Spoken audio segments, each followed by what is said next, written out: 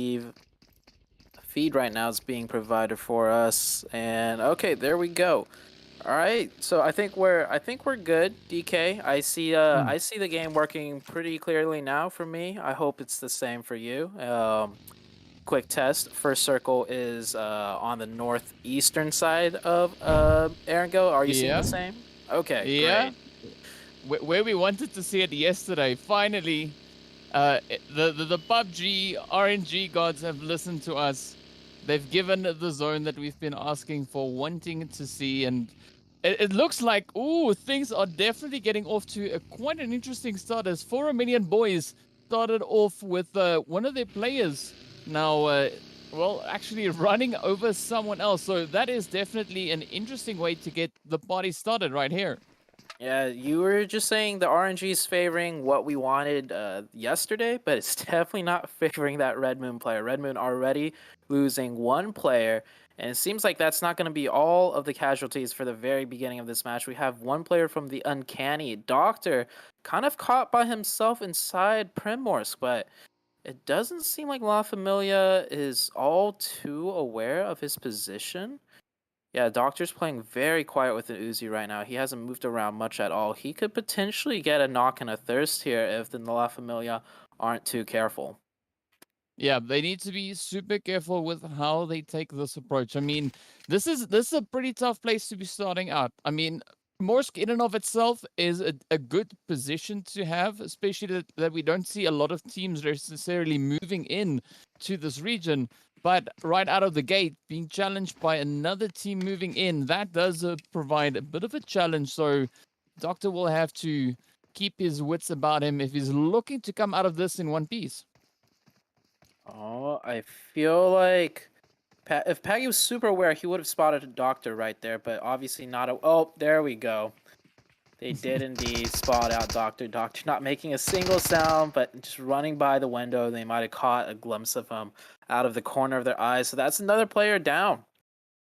The Yeah. plane path, by the way, it was like I believe it was like northeast down to the southwest. So it wasn't like the best plane path for everybody on the very first match. So maybe that's why we're seeing some casualties early on. Some teams dropping a little bit more split than they would like to. Mm. But back onto Mega Power, onto Novo. Finally, we saw Mega Power yesterday get hot drop contested 3 out of the 4 games. This time around, Mega Power gets to start the day off fresh with nobody contesting them in Nova. Yeah, I'm pretty sure they're quite satisfied with having the entirety of Nova here for Nova for themselves to just move about. But what I'm interested today to see is what Respect, La Familia, YMCA, and of course the players there from Lemniscate are going to be bringing to the table, as they were sitting out on yesterday's matches, Mhm. stepping up to the plate here now today. And I mean, even if we just look at back at what we had yesterday, we didn't get an opportunity to look at the overall standings just yet. I'm pretty sure we'll get into that as we progress through the day. But I mean, it was a really good day for the Eastern Stars. They came in pretty strong with 27 elims for yesterday, with the players there from Mega Power also coming in with 21 alongside the 4 Romanian men. But strangely enough, Mega Power didn't make it up onto those higher reaches of yesterday's placement. But either way, it's still a good amount of elims that they were able to bring in there for their team. And of course, now we see a lot of teams still going through those looting phases. Even if we look over on towards the players here from 7 Up, they're also now just going to be going through over in Yasnaya. Yesterday, we saw about 14 elims coming in on their side, and a grand total of about 27 points heading their way. 7 Up had a okay day. They definitely Mm. want to do better, and they can do better. And same goes for Mega Power, like you mentioned. I think the hot drops from yesterday really slowed down and threw Mega Power in for a loop. Not what they're super accustomed to. So I easily would say Mega Power should do better today as compared to yesterday. But of course, there's a few teams that did not play yesterday that will be playing today. You mentioned them briefly just a little bit ago. A quick refresher once again is the Lemniscate team. Group, I think Group D, or which group? Hold on. I'm looking at this right Today, now. today Group A is sitting out, so we've got the addition of Group E coming in then for today's gameplay. Oh, okay. I see. Group E is the. All Oh, right, I sorry, see it. B. Yeah, it's B. B is sitting out for today. My bad. I'm dyslexic Okay. at best for today. B is the teams. Will be the teams not joining us. So that is going to be Game Lord, the 100 rather. The players here Mhm. from Golden Esports as well as LMV. I see that now. Yeah. So very slow start to the game, other than the few casualties in the very beginning of the match. The circle, by the way, is a little bit on that northeastern side. Not a super hard northeast, but it shifted a little bit up to that side. We see a Lemniscape player pulling up to this compound, doing a nice little stop scout. Scouts out the first section of the compound, which is clear, but Chasmok, the rest of the team, is close by at the other building, just barely across this one. So good scouting job, but they got to make sure they don't get too comfortable, as the Chasmok players, I think, are playing very quiet, hoping maybe to set up some sort of trap right here. Mm. But I mean, this kind of mound that we've got here, this, especially if it's well situated within the zone, can be quite a controlling position to be holding. So I can see why both Lemon Skate and, of course, the players there from Chasmac have decided to contend each other for that particular position. And if we look a little bit further away as well, we can see the players here from REXPECT also now having to deal with a few of those hits coming through as Real Tiger 9 pushes up and gets the knock right up onto Salazar. Yeah, I'm really loving this from Real Tiger 9. Not a team that we usually see, play super aggressive in the early game, but they did catch out a Rex player. Cleaned up that kill point, that elim point for them quite easily right there. And we're back on to the potential fight of Chasmok and Lemniscate. It does seem Lemniscate is somewhat aware of Chasmok's position, because usually when teams arrive here, if they feel like it's clear, they immediately take both buildings and do a 2-2 split. But we see all four Lemniscates still hovering up around the same building. So I think they're cautious, to say the least. But the next circle has shifted. It does shift a little bit to that northern western area. And when we have that huge river still in play, actually that river right down the middle of the zone, so to say. So we might see another potential 50-50 north or south of the main island.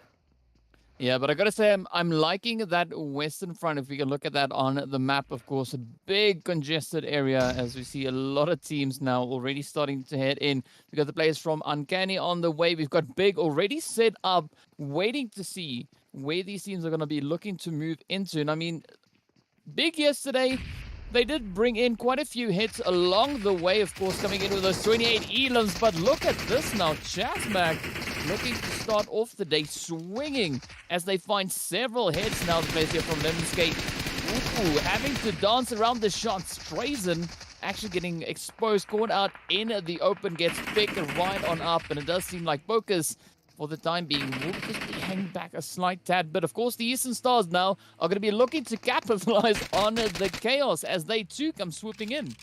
Wow, the second some gunfire rings out, a third team arrives. The Eastern Stars definitely the team that's wanting to third party all of this. Chasmok only started this match with 3, so yeah, I was wondering where was the rest of their team, but Pocus arrived just a little bit too late. The trap was sprung, but not super cleanly executed. They do manage to take down 3 members in that initial trap, but it looks like Chasmok will go down. Pocus last one up, and the team that is eliminated, however, is that Lemniscate team with the third party from Eastern Stars.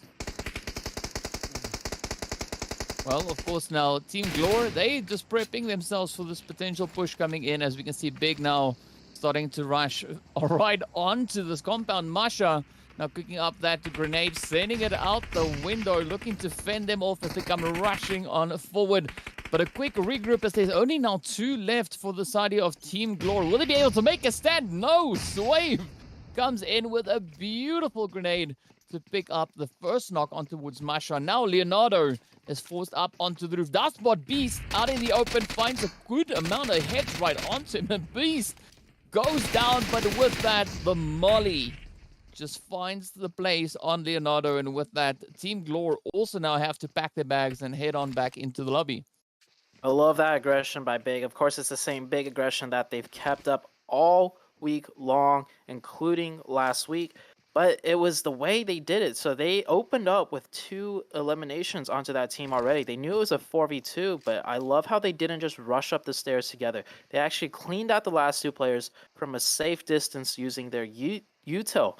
So even though Big is super aggressive, they always make sure they follow the correct steps when it comes to taking a fight. They don't just get too haphazard and just rush in, which can lead to, a potential 2v4 situation where they lose the entirety of the fight, even with the man advantage. Next circle shifting on up, and I couldn't ask for a better shift, DK. This one's going to be a very interesting one for all these teams to figure out. Yeah, we were keeping our fingers crossed yesterday to see these northern zones come on through. And, well, it's a day late, but either way, it is still here. Rather late than never. We have those northern phases coming through, and the team's really being put to the test. We can see 4 Romanian men already making a quick dash on forward. And, of course, right there alongside them, we do see the players from La Familia now also moving into position. I'm expecting a little bit of chaos to come from these teams here, as we did see the players from La Familia the day before yesterday actually finding one of their chicken dinners along the way. So maybe we could see something come through right here on Erangel. YMCA kind of caught on their rotation, having to drive by 7-Up and another team right there. So they stop at the gas station, realize this location's also taken. You see Greek Army also rotating in the distance. YMCA will lose one of their players as they quickly scramble to find a way to readjust their positioning. It seems like they are kind of half committed to this fight at this point. And Deso getting grenaded to 7-Up, very aware of his position. I mean, his car's parked right next to their front door, so they're not too happy about that. And a great nade by Zans right now. YMCA down to 2 players. Yeah, unfortunately for YMCA, this is not Formula 1, so those quick pit stops are not really going to help them all that much. But of course, now this is where they are kind of paying the price for accidentally rotating up to an occupied position. You can see 7-Up now just going to town. But what makes it also so difficult is the addition of 4 Romanian men holding over on towards that western side. But of course, right behind them, you can see the players there from Greek Army also now venturing up from that eastern side. So 7-Up and YMCA, they need to try and deal with this kind of situation relatively quickly. The problem with this circle right now, DK, is that there's a few key positions which kind of just choke out the rest of the rotations from other teams, and you're seeing that right now. These strong positions are immediately taken up, and teams that are kind of caught in the middle of their rotation are not faring too well. Over onto the northwestern side of the map, though, we do see Big getting into engagement with RT9. RT9 down 1 player right now, so I do imagine Big had the opening knock and the thirst. Yeah, Big with 5 eliminations. They definitely had another one onto RT9, so RT9 doing their best to try and answer back. They had a big player knocked, but I don't think they knew what to do exactly in a 3v4 situation, how to keep up that aggression, and they let Big get the reset. And of course, if you let Big get a reset, they will come back even stronger. They're not going to stop that fight, even if you knock 1 or 2 of them. Yeah, but I have to agree with you on that. That instead fuels them instead of deterring them from moving further forward. But of course, now we do see the players here from La Familia just on the inside of that phase, kind of standing between Big and that potential rotation as another shift now comes in, sticking even furthermore towards that western side. But here we go. Those rotations now starting to make their way on in as Big as trying to establish a bit of a foothold here. La Familia does seem to be giving up that position on the side of the hill, pushing rather up onto this fuel station to make a bit of a stand from that angle. Meanwhile, we will see the players here from the Eastern Stars now rotating up as the Red Moon is situated just up ahead of them. Eastern Stars not yet having that position up into the zone. But we're also going to be seeing quite a bit of fighting still happening on that bridge. But look at this rush now. Oh, yes, indeed. You spoke about Formula 1 racing right there. 7-Up putting up their best show with their Formula 1 racing. And somehow they actually take the fight over La Familia. I saw the initial crash. It did not look like it was going to be successful, but somehow they end up winning the fight and taking over that compound, crashing in straight on like that. What Hmm. a what a breach. What an entry. Yeah. That's a YOLO and a half right there, but really glad to see it working out for the 7 Up team. Well, you know, 7 Up is pretty great, right? It's my favorite drink, especially at Burger King. But you know, they also performing relatively well in this match, holding their own, standing strong, and you know, it's really paying off for them. But of course, we have to look at the other teams as well. Red Moon now trying to make a bit of a hold up on this northern side. We do still see the players here now from the Eastern Stars looking to gain that entry up into the face. Ooh, Uncanny up ahead now, suffering quite a few hits as Aspira gets knocked running down. Up comes the rest of the team though. Uncanny driving right through the middle of both teams of Red Moon and Eastern Stars. Joker left alive, forced to hide in that shack, but Red X, you see that grenade? It's already being cooked, and there we go. Perfect throw, perfect Kobe by the Red Moon player. We had 3 teams here for a second. Now it's just back to Red Moon and Eastern Stars.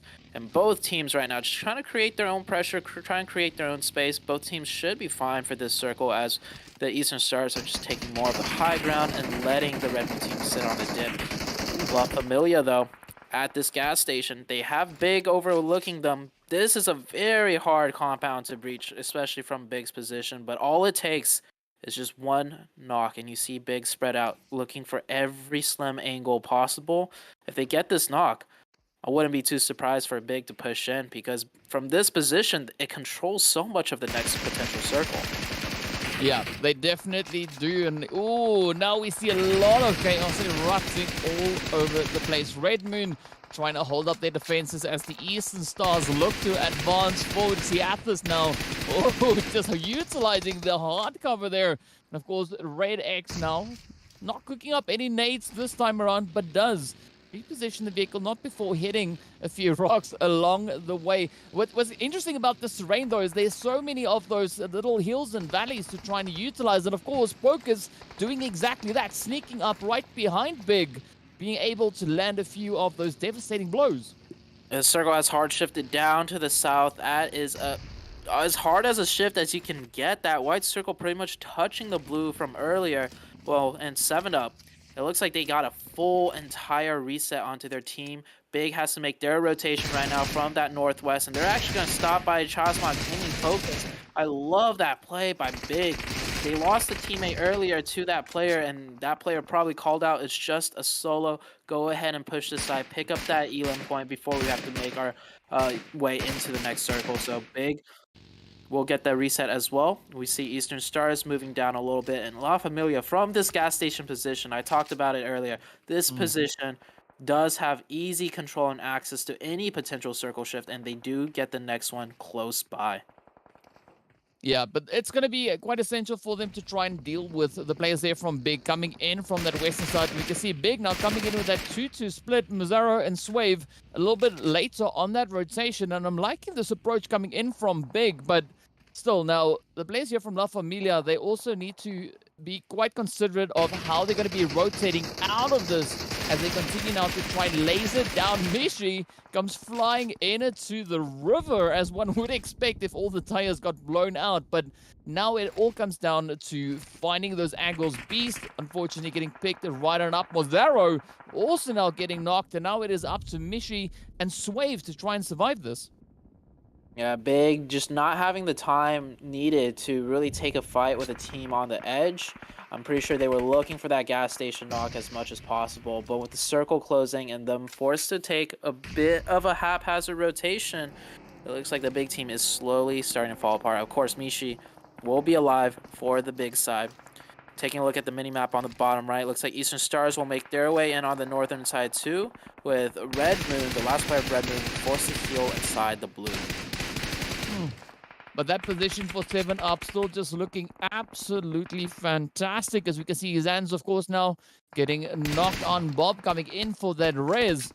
But this is where the players here now from Mega Power have that long range reach. As you can see the shots continuing from Fella. Already finding quite a bit of damage on towards Kapahala just a few moments ago. But now Doran, comes rushing in, trying to clear it up. so they could potentially pull off that race. I mean, they're still looking to finish strong in this phase, looking to bring in all 4 players. Yeah, Eastern starts with, oh my gosh, is that 14 eliminations already? This is the Eastern Stars that I was looking forward to. They did great week number 1. Yesterday, they also did well, but it was their first day back in a little bit, so it looks like they needed that day to fully warm up, and they're at 14 eliminations. There's still so many teams and players left alive. That 14 is going to quickly change to a 15 as this team starts pressing forward and cleaning out the sides of the circle. Yeah, I mean, they were popping off yesterday, and so far today, they are almost halfway. Well, they actually just passed halfway of their total elims just yesterday after the entire day. But look at this, they're going to continue with those efforts. Meanwhile, the players here from La Familia are looking for that safe passage into this next phase. As they find themselves over on this western side, but of course, players here from Mega Power right up alongside them. Oh! We do see a little bit of carnage now coming through as there's quite a big bombardment of utilities getting sent in all directions. Mishi does pick up YMCA in the process with a quick retaliation coming through as Mishi now gets sent right on back. But with that, we are down to only 5 remaining teams. Yeah, we missed it on the camera, but Mishi was the last player from Big, hiding in that water in the buggy the whole entire time, forced to make a move, and he did take some casualties with him before he went down. La Familia getting pressed in now by the Mega Power team. Mega Power rotating from the top high ground, slowly working their way in. La Familia down to 2. Clay holding the far off angle, trying to provide as much support as he can to Evil Boy, but is not looking too good. Evil Boy just hanging on by the skin of his teeth right now. Mega Power with 4 up nonetheless. This is a team that is looking to break into the circle along with Eastern Stars. Eastern Stars got to make their push front onto the 7-up team. Yeah, definitely. And of course, now we see Eastern Stars reaching all the way up towards Mega Power. Now, they're having to kind of rethink the approach. But look at this. Evil Boy manages to get the knock on in. Now, Mega Power down to only Lodges as those heads come in. But up comes the Eastern Stars, of course, rushing straight on towards Blaze here from 7-up, challenging them for the compound. Up comes the showdown. Oh, yes. Wow, Kapahala now the last remaining hopeful for the side of Eastern Stars. 7-up having a quick opportunity here to try and reset and refortify their position.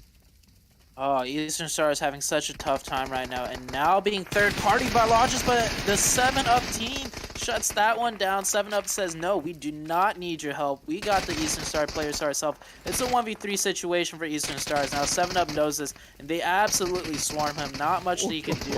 Eastern Stars go out of the lobby. Mega Power also eliminated off screen. It is down to the 2 teams of La Familia and 7-up. It's a 3v2 situation. 7-up have the man advantage, and with that next circle, they will also have the zone advantage.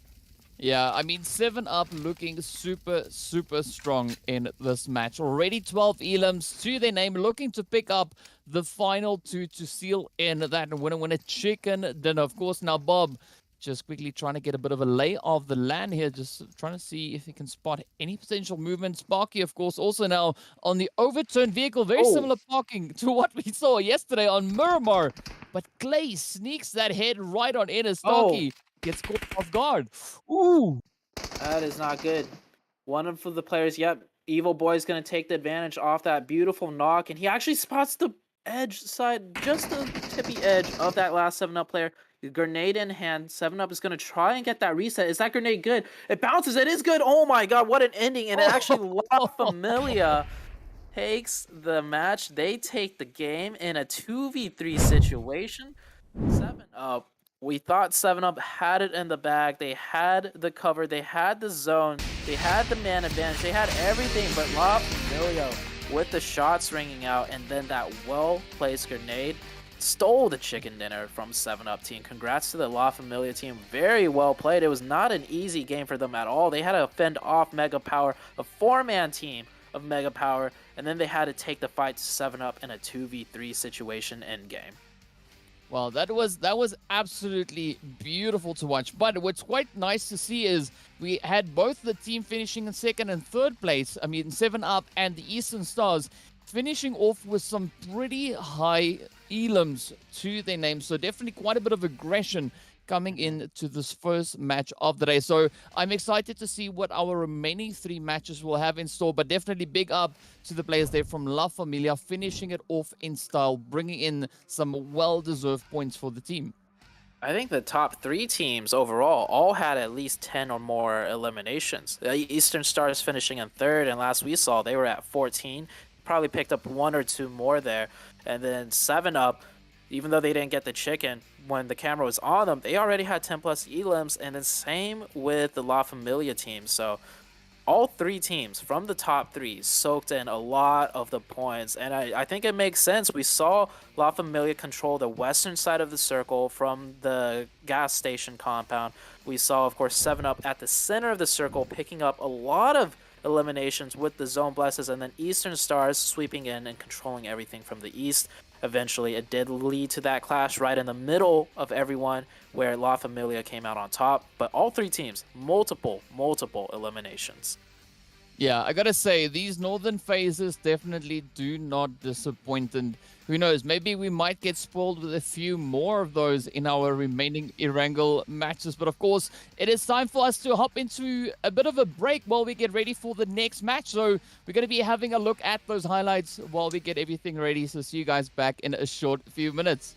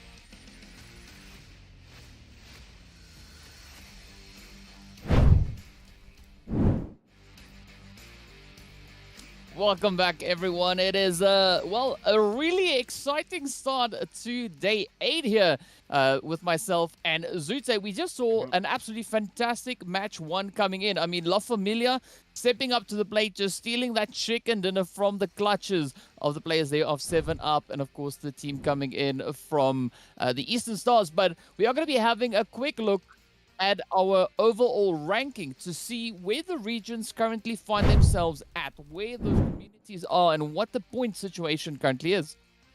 So we have dealt with the gremlins. We've kicked them out of the studio. Luckily for us, we have managed to get the overall rankings from them too. So overall rankings on your screen. This does not include the results from the match that was just played. This is coming into today. The overall rankings right now, you see France is definitely leading right now by about 30-ish points or so. Germany close behind. Italy, similarly, a little bit close, but the gap is definitely widening between the 2nd place and the 3rd place team. Yeah, I mean, there's a nice little bit of a play coming through from the side there of France. We didn't see a lot of points really being brought in yesterday. In particular, of course, Chazmac coming in with about 35 of those points. And then we saw a little bit of the rest of the points coming through there as well. But definitely, you know, I'm curious to see what the teams are going to be doing in today's plays, as we already saw an absolutely fantastic start coming in. But I mean, before we get into today's stuff of this last match, if we look at these standings, Romania, of course, moving up a nice fair amount, and that is all thanks to the absolutely fantastic performances coming in from the Eastern Stars and the 4 Romanian men yesterday. 4 Romanian men bringing in 38 points, with the Eastern Stars on 64 points for the day. Yeah, a huge day, almost a 100-point day, if not passing the 100-point day for the Romania community. Absolutely massive day. And if you think about it, if it's close to a 100-point day and they have a total of 380 after multiple days, that kind of puts into perspective just how good of a day the community overall had, and they'd shoot themselves up to the 4th place spot, almost looking to overtake 3rd place from Italy. Right now, only 16 points separating those two. I see a battle for 1st place right now, and definitely a big battle brewing for the 3rd place overall. But we still got quite a few days left. Romania, Italy, they could also potentially catch up and overtake France. 100-point plus difference. If they get another 100-point day, they will definitely close the gap. I mean, yeah, like, because yesterday when we saw Game Lord playing as well for France, you know, only 21 points coming in from that. We had a much stronger play coming in from them the day before, where they brought in that absolutely insane 80-point day. So not quite sure what was happening on that front, but of course, you know, we are going to be moving into the match rankings after this first one. And again, we see Eastern Stars, even though they took that 3rd place, still coming in quite heavy with those elims, finishing on 16, which then puts them on a grand total of 26 points. What a great way to start off this first match. Eastern Stars actually stealing the show from La Familia points-wise. 7UP coming into a 2nd overall finish right now with 24, and La Familia with 23, and then Big in the 4th place with 15. But take a look at the amount of elims the top 4 teams had. 16, 12, 8, and 11. I can't do the maths right now in my head because that's quite a few numbers, but I'm pretty sure that's like half the lobby, if not more, in terms of eliminations from just the 4 teams alone. Yeah, I mean, that's 47 elims right there. So that is... Okay, yeah. That's about 2/3 of the lobby being taken out by the top 4 teams in just this last match. So yeah, really heavy, hard-hitting performances coming through. But again, we see some healthy point distributions coming in here as well. I mean, a good representation coming in for the Nordic side, as we got Mega Power and YMCA, both teams making it up onto those double-digit points. Yeah, with a combined total of 21 for the Nordic side, pretty much passing up what Big did with 15 and very close to La Familia's 23, but Red Moon with 6 points as well, representing the same team or the same community as La Familia. So they will nab a total of 29 points for them. So a good performance from that region.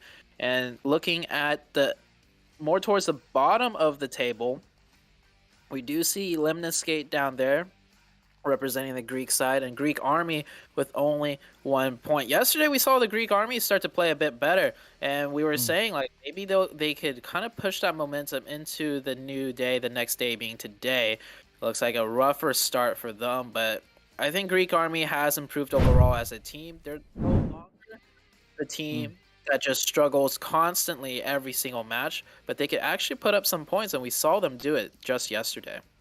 Yeah, I mean, I'm definitely pretty sure that Greek army is overjoyed that Lemniscate has now, also joined them in today's matches. But I have to agree with you. Yesterday, that final match, we did see a really strong play coming in from Greek army. They made it all the way on towards the left-hand side for the match rankings, and I think they even finished up in 5th or 6th place after that match, just yesterday. So definitely some potential lying there, but now this is where we look to see whether or not they're going to be utilizing those opportunities, stepping up, and just showing a bit of dominance coming in for the side of Greece. Yeah, so the next match will be Myanmar. We saw yesterday how tricky Myanmar can be, especially when the circles shift in such a unique way, so to say. Hopefully, we might see the same thing happen today. Quick reminder to everyone, yesterday the circle shifted all the way south, almost going to the southern little tiny island. The circle actually ended near that bridge area on the far, far south of Myanmar. But let's head into the Myanmar match now. We'll start it off with a very nice playing path for all of the teams. Very similar to yesterday's Myanmar match, Mm. if I'm not mistaken. The playing path was really good, but then the circle itself was a whole nother different story. Yeah, And that's mhm, that's very true. yeah. And I'm looking to see if there's going to be another fight in Picado between Mega Power and the real Tiger Nines. We saw Mega Power did take that fight yesterday in quite a convincing fashion. Real Tiger 9 did not even manage to get a single knock, so it's going to be a rematch for them. Mega Power have a lot to prove. They started the day off with a pretty decent match, so maybe able to keep that momentum up coming into this fight that's soon to start. Yeah, I have to agree with you. It's going to be quite exciting to see what both of these teams are going to be bringing to Picado. That's, of course, if that is where they're going to be dropping, as we can see the teams now starting to make their way on out. But I'm pretty sure a lot of these teams are quite satisfied with a very comfortable flight path coming in. Now comes the big question is, where is this first phase going to go? Will we have another surprise, another few spanners in the works? We'll have to wait a little while longer to find out exactly where it is going to be taking us. But, of course, Oh no. well, it centers up to Los Leones all the way down to the south. Oh, another very southern circle right here. The south side of Myanmar, always tricky to play in. Not a very common circle either, a southern Myanmar circle. So that's going to put these teams in quite a bit of trouble, especially if it ends in the Los Leones city. We haven't seen a city ending yet on Myanmar, but this could be the one. The circle's definitely favoring that Los Leones end game. Yeah, I mean, these city finishes are exceptionally difficult to play, and it puts quite a bit of strain on the teams. But I mean, for now, we've got the players here from Mega Power and Real Tiger 9 starting it out in a city over into Picado. As you said before, we saw quite a few fights over the past few matches, in fact, breaking out Hmm. not only between these two teams over in towards Picado, but we saw that continuing it through Erangel as well. But hopefully, we could see a bit of a bounce back coming in from the side of Real Tigers. They potentially look to reclaim their hold of Picado. It's not too surprising they also fight, or they did fight on Erangel the other day. Picado center of the map, Pachinki also center of the map. So it's no coincidence that these two teams have clashed on more than just one map. They want to favor that central starting location, and of course the loot in both cities is pretty decent. So Mega Power this time around in Picado, they're taking kind of a different approach. We usually see Mega Power drop in a 2-2 fashion with two players contesting the Red Tiger 9 team, like right on top of them. But this time around, Mega Power has spaced out and created more of a 4v4 situation. Instead, I personally don't like it too much because Mega Power dropped on the side with very little loot. Not much to work with outside of the Coliseum on the northern side of Picado. Yeah, what also adds to the difficulty is in order for them to get to a decent loot spot, they're going to have to expose themselves. They're going to have to venture out into one of those vulnerable kind of positions. And that could be the great opening for the players here from Real Tiger 9 to step up and just claim the opportunity. But of course, Septos, we can see also just testing the water a little bit, inching closer and closer to the Colosseum, looking to see whether or not Mega Power have indeed moved on or whether they are still occupying the position. Oh, Lodges with a vehicle. I think Septives did hear the vehicle as he did pull out the gun and started to look over that way, but Lodges is circling back around to his teammate on the other end. I love what Red Tiger 9 is doing, though. They have one player that's just continuing to loot because there's so much left of the city for them to loot. They're not committing all 4 players to just make sure the team is trapped inside the Coliseum on the side of Mega Power. And I don't think neither team is really going to make that push. That's a huge cross make from one side to the other, from the stadium to those big giant red apartments. Yeah, it is quite a bit of ground to try and cover to get up into that position. But, well, we'll have to wait and see what exactly it is they're going to be bringing. I mean, the players here from Chasmac, they have a very comfortable looting up on towards Pozo. There's no one really that we can see on the minimap really contending with them currently in that position. But oh, look at that, though. Mega Power does find a quick hit up on towards Mango with Nazgod holding their position in the 5 stack. I'm curious to see what Nazgod is going to be doing with that position as Remix now gets picked up. Riti with the mini 14, some quick couple spam shots and a headshot in that kill feed too. Immediately dropping that player. You saw that player had no helmet, and if the aggression is breaking through, Mega Power already had 2 players in a car ready to slam on in. And the aggression out of this team, all it takes is that one knock, that one opening. And now we are in for a fight. I love how this fight has broken out so aggressively. It's a 2-2 push. 2 players remaining in the Coliseum. And you can see Red Tiger 9 respecting the aggression out of Mega Power. They've given up the apartments almost completely. Few of the players have fallen back. It's only Mango here still left at the big 5-story apartments. I'm not sure how many floors this building has, but quite a few. It's more than one. That is for sure. 4. Right? Well, it's still more than one. So I mean, just say it's a multi-level building, whichever way it goes. But here we go now as the players from Mega Power, Vela trying to reach up on towards Nazgod. I'm liking this play coming in from Nazgod, though. Pushing all the way from the 5 stack, moving in, inching their way closer to provide that support to the team. I mean, this could be a really good play coming in for Real Tigers. We can see now, well, up comes the play. Deceptives rushes in. Rex with a little bit of pre-fire, not landing the hits just yet, but a good amount of ducking and weaving coming in here. Yeah, it's a game of cat and mouse, this 1v1. Going all the way through, and Rex with the UMP gets the better of that trade. But Mega Power, they're down to 2. They've lost 2 other players elsewhere trying to push the fight. Seems like Red Tiger 9 has only lost 1 player. 1 player knocked, will be able to get revived. This will be a 2v3 situation. So Mega Power playing it very aggressive, but the execution was not fully there as a man advantage goes over to the Red Tiger 9 team. Well, this could be that comeback potentially coming for the players here of Real Tiger. As you said, they've got the man advantage. They've been able to put quite a bit of a dent into Mega Power. But now it's all down to Mega Power to try and make a play. As we can see, Lodges as well as Rex just trying to hold the fort. Rex trying to explore the options available within these compounds. Meanwhile, we do see also that zone just inching its way further forward. Blue zone, of course, making its way up. Still not a lot of movement coming in on the map just yet. The team's still being relatively cautious with how they approach this. I think they're going to be waiting to see where this next pop will be taking us. And then with the next circle shifting out so soon, may as well wait to see if the circle is going to hard shift to one side or the other. And with the teams coming in from the blue, there's quite a lot of time left until the blue zone actually starts to hurt, but you want to balance that with how fast your rotation is, especially like a map on Miramar. Eastern Stars here on the east side, picking up a few more vehicles. I don't think Glor is going to pop off any shots there. They do have 1 player on top of the mountain. But Eastern Stars will be able to rotate freely with no hindrance to them, wrapping in from the east side of the map. all 4 players rotating close together. That's a very good thing to see. You don't want to get too separated on these long distance rotations because some teams might just rotate into you, and if you are super spread out, it is hard to get the team ready to take a fight.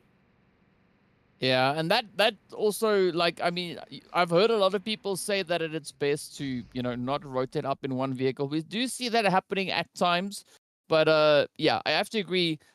Rotating up close together but not in the same vehicle does definitely have several benefits coming through on that front. But now, speaking about benefits, Real Tiger 9 look to benefit from their number count here, right? So they outnumber the players coming in here from the side of Mega Power, but we're not seeing a lot of aggression. It's like Real Tigers is waiting to see what Mega Power is going to be doing here. Between these two teams, Real Tiger is definitely the more passive one. Even with the man advantage, they're not pressing it. And that right there, that was actually a peak by the Mega Power team. They've had enough of this. They know it's a 2v3. They're not scared to press the fight, though. They get one knock, goes for the second one, and oh my gosh, a UMP. That's a back-to-back knock for Rex. Rex actually picking up a total of 3 because he won his 1v1 earlier. So Rex, the MVP of this fight. Now it's down to a 2v1 situation when Rex... or not Rex, even though Real Tiger 9 had that initial advantage, that advantage is taken away. Naz got down to 1 HP. The call out was made. Law just follows up, and Mega Power once again claims the fight in Picado. But it's really good to see the synergy coming in on the side there of Mega Power. I mean, the communication just seemed absolutely on point. As the first hit came through, Law just knew exactly how to play that one through to move in to find the extra bit of damage to close up that engagement. So well played on the side there of Mega Power. But now we look at the teams getting ready to move on up. That phase, of course, now having shifted a little bit further down south, still centered up towards Los Leones. And this is where we see the teams actually starting to venture in. We've got 4 Romanian men. We've got 7 up. We've got the players coming in from Red Moon. We also have La Familia looking to push in from the northern side. Los Leones, Zute is going to be jam-packed with teams. Right now, yeah, a few of the teams have decided, okay, we'll claim our ground. We'll claim a stake in Los Leones. Of course, they're not taking the center of Los Leones. It's so hard to rotate out of if the circle shifts elsewhere.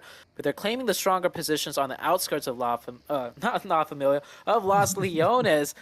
Big, on the other hand, sticking true to what they want to do, which is take these isolated 4v4 fights. They spot out a team.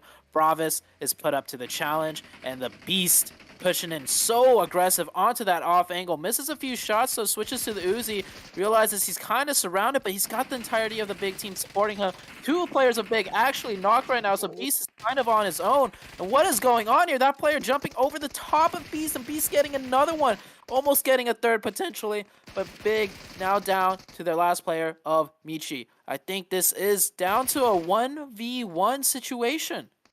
Yeah, Michi now cooking up the utils, looking to send them over, but now looking to also prioritize those raises before pushing on in. I think this is going to be a first come, first serve kind of play. If the players here from Big are able to get their numbers back up, you can definitely see them close it out with the side there of Team Bravos. But gotta give it though to Beast. Beast just bringing in a next level play, just finding knock after knock after knock, and absolutely fantastic stuff. Now, it's going to come down to who will be the more aggressive team here. Will Team Bravos be able to survive the onslaught coming in from Big? Bravos a little bit slower on their revives, but I like what they did there. They didn't stick the revive where the players were not because they realized they were in a position that was not too strong to defend. Instead, they let the players crawl back a little bit, create some spacing, and yeah, if they stuck the revives right there, that grenade would have re-knocked them. So very good adjustment by Bravos. That's a very mature thing to do, to let the players crawl for some time before sticking the revives as much as you want to get them up as soon as possible. And talk about the circle shift, DK. I see something that a lot of teams do not like to see here. Yeah, I have to agree with you on that. I mean, the teams don't like to see it. We love to see it because it makes it so challenging for these teams, as they are definitely then put through the test to see whether or not they can hold their own. Of course, we see Hitokiri trying to wait for those shots, but Eastern Star is not going to be waiting for any of those bounce plays to potentially find their way on through as they jump right on down put the knocks in, and now they only have to deal with 2 more players. They only got Aspira and as well as Doctor left to kind of make a stand against them. Yeah, the Eastern Stars team playing kind of like big right now, just taking the fights on the edge of the circle, taking all the challenges. Eastern Stars, of course, after match number 1, picking up, I think, a total of like 16 eliminations. They're definitely feeling it. And, well, Big feeling it too. I thought with that circle shift, Big was going to disengage, but Big is still here. Following the fight up, Bravis has rotated back all the way to the compounds, and Big, in traditional Big fashion, hunts them down to a 3v1 situation for Big. Big did lose Beast. I saw the Valiant stand Beast put up, which is quite literally what's keeping them in this match and in this fight. And Big finally take out the Bravis team. That's another team down to the side of Big. I don't feel like Big has lost a 4v4 the entirety of this tournament so far. Yeah, they super comfortable with getting into these team fights and just holding their own, just continuously punching through whatever challenge gets thrown their way. And gotta give respect where it's due. I mean, absolutely fantastic play coming in for the side of Big. That takes a certain amount of kahunas to pull that off. Yeah, I actually really love the teams that do play that way. As a previous competitive player, I will say it is more fun to take the fights instead of rotating around in the game for the first 20 minutes and then you're just stuck with a bunch of teams all around you. Taking those isolated 4v4s does work on the communication aspect of the teamwork, and it also trains each individual player in those 4v4s to be able to think fast on their feet. So a very good way to practice, and also a very viable way to pick up many points as the Rex players trying to rotate into this late game of Miramar.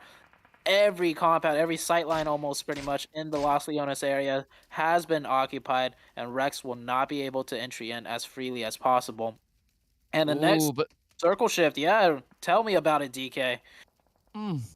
man, yeah, like this just looks so tough. I'm curious to see who's going to be moving on to that eastern hillside. I mean, Eastern Stars already moving on to one of them, but we have that northern mound as well. That could also be quite a favorable position for teams to move into, as they'll have a beautiful line of sight down onto the city.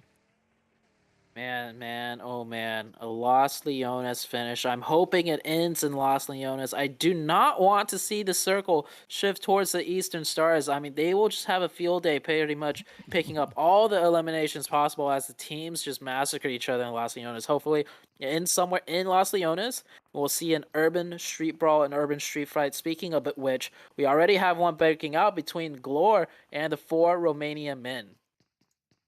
Ooh, yeah. Now again, Glor being put to the test as we have Leonardo already getting sent away. Masha now trying to hold on to this floor for Romanian men, looking to gain a bit of ground. But this is such a challenging position to be playing in, though. I mean, because if you move up to the roof, you are exposed from the teams holding around. But now we do see the players here from Lemonskate also looking to get their own slice of the pie. Oh, 3 teams on the southern edge. Lemniscate kind of being shut down there, losing 1 player until Lemniscate is going to rotate a bit more further in, somewhere where it's not as occupied. But these 3 teams here are pretty much locked in on the southwestern side of Los Leones. Next circle will probably force these 3 teams to continuously engage each other unless if the circle blesses them and shifts down onto the southwest. Taking a look at the rest of the map, though, you can see so many team names hovering in the distance because we're in the late game, and everybody, besides maybe Eastern Stars, is inside Los Leones. Ooh, and this is going to be an absolute brawl. But of course, up comes the 4 Romanian men now looking to clear out the building. Meanwhile, Glor are reduced down to only 1 remaining hopeful. YMCA coming in from that northern side, Ketu being the first one to push on in. I guess see where the rest of the team's going to be moving up to as well, because we got the players here from Chasmac right there alongside them. I'm not quite sure whether or not Ketu is aware of their position. Potentially not. Ketu, I like the forward scouting by Ketu. They don't want to full send a compound where it's occupied because that usually never turns out well. So Ketu's going to go in first and call the rest of his team over when he makes sure it's clear. So that's another team entering into Los Leones. We have 13 teams left alive and my screen looks like a bag of Skittles right now with all of these different colors all piled together in the city of Los Leones. Yeah, there's nothing wrong with that. I mean, Skittles help to, you know, give you that extra little bit of boost of energy when you need it. Well, depending on how you use it, obviously. But man, yeah, this is going to be quite the brawl, as we can see. 13 teams in Los Leones. That's next level chaos. I mean, these are not bot level teams. These are insane players right here. Now we find them all cheek to cheek, sharing the position here, and the zone shifts up to the northeast to that mound. Wow. You question if anybody's going to take that northern mountaintop, and Chasmok Gaming actually goes ahead and takes advantage of it, doing a 3-1 split. Interesting split. I would expect more of the players to be on top of the open high ground, but you see Azure in that minimap on the northeast readjusting as they are being challenged by the Eastern Stars. Now, Eastern Stars trying to send 3 players up there at this, holding down a central compound all by his lonesome. Meanwhile, on the rest of the map, 7 up on your screen, pushing into that southern shift right there, challenging the Red Moon side, and multiple teams are about to get crazy here. Wow, well, things really lighting up. 7 up, rushing on forward, but with that, a good defensive play as Red Moon stand their ground, not backing off of the engagement just yet. Versace, of course, coming in with those hits onto Zone. Down goes Starkey. Another rush comes through. Bob follows through with the hits and does send them away. 11 teams now remain. Red Moon running right up into the lobby. Yes, what an angle to hold. I think he got all 3 knocks holding that angle. That slim doorway angle works out great for him. Chasmog Gaming, I think, are taking the fight now with YMCA, as YMCA has had to push closer into the Chasmog's compound with that slight eastern shift from the previous circle. And it's all out chaos everywhere. Take a look at the kill feed as well. Teams not on your screen, all fighting each other. Eastern Stars taking out the Uncanny. Uncanny tried to do a wrapping rotation to take this high ground, but it's not looking like it's working out. Eastern Stars will take that team out. Eastern Stars with 4 up. They got that reset from earlier, and they are continuing that deadly 3-1 split. Yeah, but of course they need to be so careful. Big having a very similar idea, also venturing up on that eastern front. Meanwhile, if we look on towards the place here from Chasmok, they are going to be defending it as the shots come through with that. Versace gets sent right on away. Big, of course, rushing up onto the place there from the Greek army.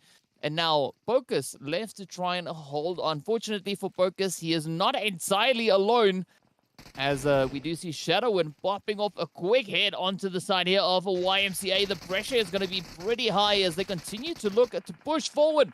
The shots now flying in. Yet another knock finding its way up into YMCA. Shadowin gets knocked on down. Focus gets picked up. And now it all turns to Trazen and Azza to make the final stand for Chasmok. Chasmok did not have all the players ready to take that fight. It was a 2v4 situation, but Rex coming in for that third party. They heard the shots, and, well, Azur's going to take that as his cue to go ahead and leave and group up with the rest of his team, or should I say teammate, as the next circle shifted, and it's going to shift kind of out of Los Leones. What a way to end this one. We've had it Los Leones as majority of the circle for so long, and now it's going to shift off it. Rex right now trying to finish up that fight. There's still one more player of YMCA still up. 1v2 situation for them. It is quite literally a battle of life or death, as both teams will go out without being in the next circle shift. Yeah, but a good play coming in so far from YMCA. Oh, Larix now being put to the test as the rush comes through, but unfortunately, Rexpect step up and reign supreme. Of course, now the Eastern Stars still holding up as they have a very beautiful split actually coming in for the team here. Athos positioned over on towards the western side, while the rest of the team moves in from the east. Just looking to maintain a bit of a controlling play. 4 Romanian men are also going to be moving up from that western front now. You can see them pulling up in towards the warehouse. Of course, several teams still positioned up ahead of them. 4 Romanian men looking really strong right now. One of the few teams with 4 up. I don't know how they managed to keep all 4 alive in such crazy, hectic circle shifts. but they're looking strong. They're looking good. 7 eliminations as well, so it's not like they just got a free rotation in by any means. They have fought their way in, similar to how La Familia trying to fight their way in, trying to use that blue zone to throw the players off, but immediately met by the 4 Romanian men. At this, winning his one right there, securing that compound down for now, but the 4 Romanian men just looking like they're in a great position to finish out this game. Yeah, they definitely look absolutely fantastic. Of course, JazzMac position up on towards the north, just utilizing the high ground. You can see Azza now quickly trying to deal with Doran position down below. One of the other players coming in, and a beautiful on-point placement as he makes swift work of Doran. Now going to be looking to potentially pick up that confirmation, just making sure everything is fine before pushing on forward. I like that play coming in, but now 5 teams remain. We still have Big positioned all the way down on towards the southern side. We can see Swave and Mozaro right there. And of course, 4 Romanian boys, men rather, still rocking a full squad. 4 Romanian men, even if they don't get the circle here, they'll be one of the teams with the advantage to push on through. 4 Romanian men are aware of Chasmok Gaming's position as well as they scope up there. They use one smoke to push one building compound closer, and they're going to push into Athos in a 1v4, and you see how many grenades and util raining out. Athos forced onto the outside, which gives over that kill confirmation, that elim confirmation to Chasmok Gaming. Now, 4 Romanian men, they don't have to rush this too quickly. They got to make sure their flanks are clear because there's a few players still left in the Los Leones circle, and after they deal with them, of course, they got Chasmok to deal with. Chasmok, even though they have 2, they have the high ground advantage. They have multiple high angles to peek and shoot from. So 4 Romanian men with their man advantages is definitely going to come into play in terms of seeing if they could secure this chicken dinner or not. Yeah, but now there's going to be quite a bit of pressure coming in for the players here from Chasmac. I mean, 3 teams, 3 strong teams looking to push on forward. This is going to be brutal as Swave now takes the plunge here for Big, trying to make that quick rotation. Mozara, the next one to move on up, but 4 Romanian men just starting to spread out as they too venture up closer to the side of that northern zone. Of course, Mozara getting caught out in the south, not going to be risking the play just yet, trying to pull off a bit of a hill strat while the teams fight it out for a controlling position. 4 Romanian men now making it all the way up onto the position which Chasmac has actually been holding for quite some time.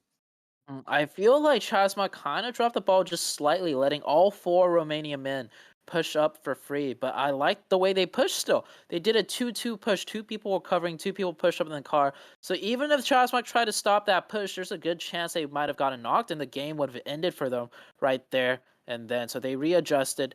They're going to give 4 Romanian men the entry. They realize it's a 4-man squad. They don't have the firepower to completely stop that push. And now 7UP also doing the med strat. I believe 7UP will finish out before Big, because Big had a few less first aid kits. And, ooh, 7UP actually getting a little bit cheeky here and wants to move out into the open to be able to take some shots as soon as he runs out. Big taking his shots right now. You can see it light up in the kill feed. Mazzaro goes down to the 4 Romanian men, so it's a top 3 situation, and there goes 7UP. Now it's a 4v2, Chasmok Gaming versus the 4 Romanian men. Oh, and this is going to be a crazy play. Chasmac, I mean, they're a very capable team, as we know. Aza and Trazen can stand their ground, but will they be able to get the job done at the hand of 4 Romanian men now looking to push up? Of course, that zone moving just away from the hilltops, so now they all have to reposition, relocate if they're looking to continue through the phase. But of course, the 4 Romanian men are going to be looking to wrap it up before it even comes to that. So now come rushing forward. The first hit comes in. Trazen goes down. Aza is left. And with that, the 4 Romanian men take home the winner chicken dinner right here on the ever-lovely Miramar. What an ending. Los Leones all the way through, and then at the very end, it shifts into the open space of that mountaintop that you pointed out 3 circles earlier. You were wondering which team is going to take that northern mountaintop, and it was Chasmok Gaming.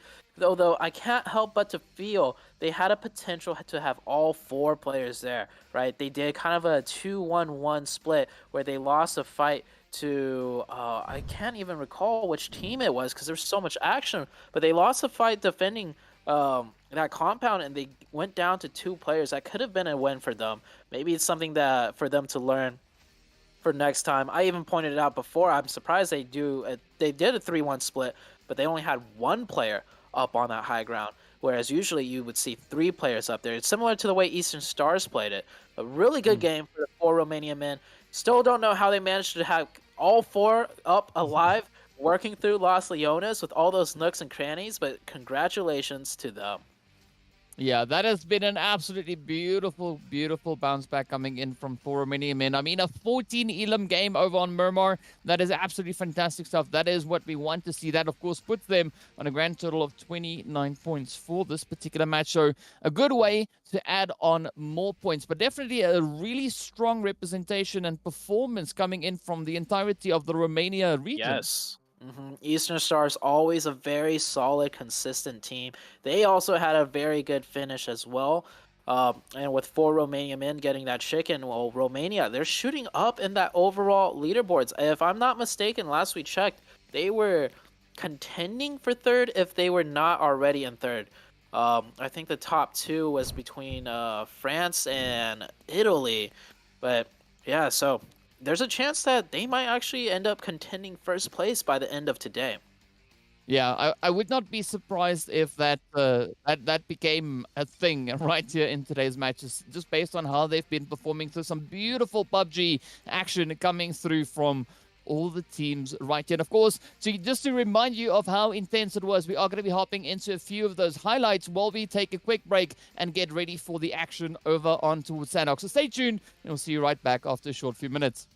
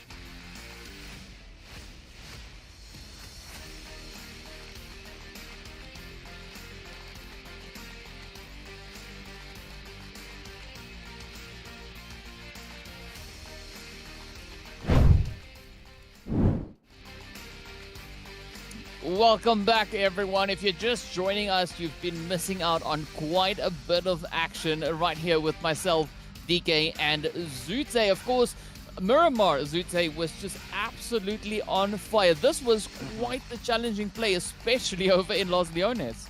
Yeah, with Los Leones finished pretty much all the way leading up to the final circles, just shifting right out into the open onto the northeastern pocket of Los Leones with that high ground in play.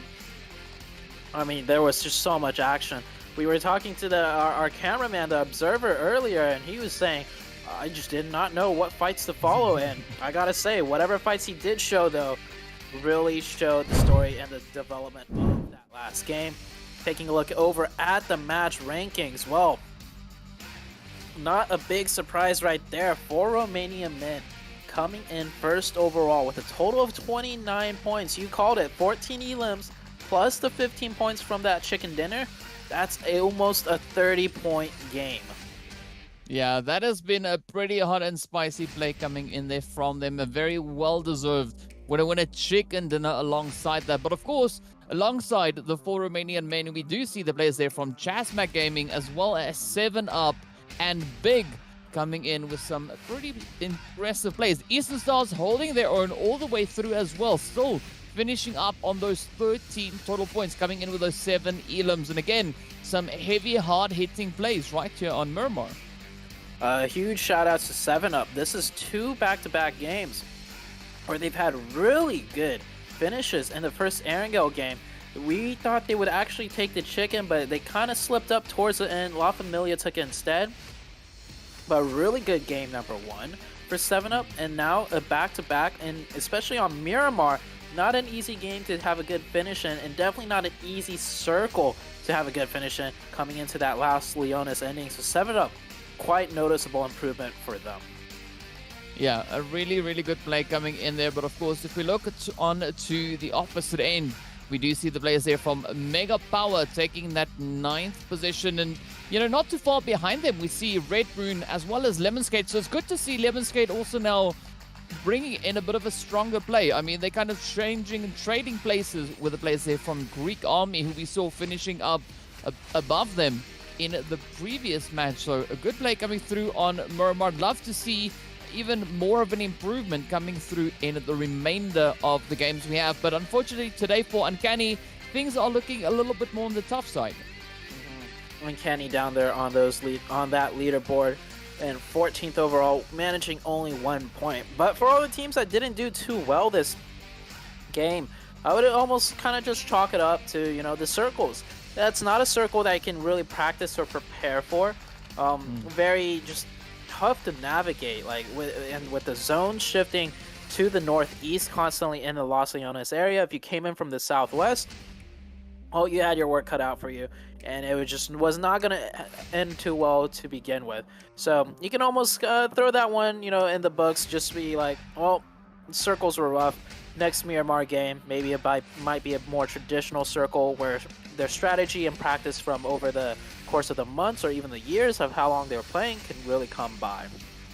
Yeah, I have to agree with you on that one. There's not much you can do to prepare for absolutely insane first zone shift like we were having coming through in this last Miramar match. But I'm going to say I like those zones though. I mean, it really challenges these teams as it's something that kind of breaks the mold, right? It's out of the ordinary. It's not something that they are too accustomed to, but I gotta give it though to the players there from Chasmac as well as the players from the Eastern Stars being quite early and trying to reposition themselves towards that northeastern mount that we saw finishing up in this last phase.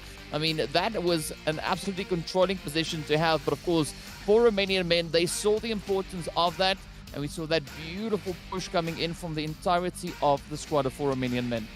Yeah, 4 Romanian men, we didn't see too much of them on camera as far as how they managed to keep 4 alive, pushing all the way into the final zones. But in an urban city fight like that, it is crucial that you keep all 4 players up. And it's so difficult because one wrong corner turn, one wrong street crossing, and that's a player that's knocked and immediately thirsted. So 4 Romanian men figuring out their strategy quite well in navigating the city together as a team and keeping everyone alive gets them that chicken dinner, that Miramar match. So kudos to them.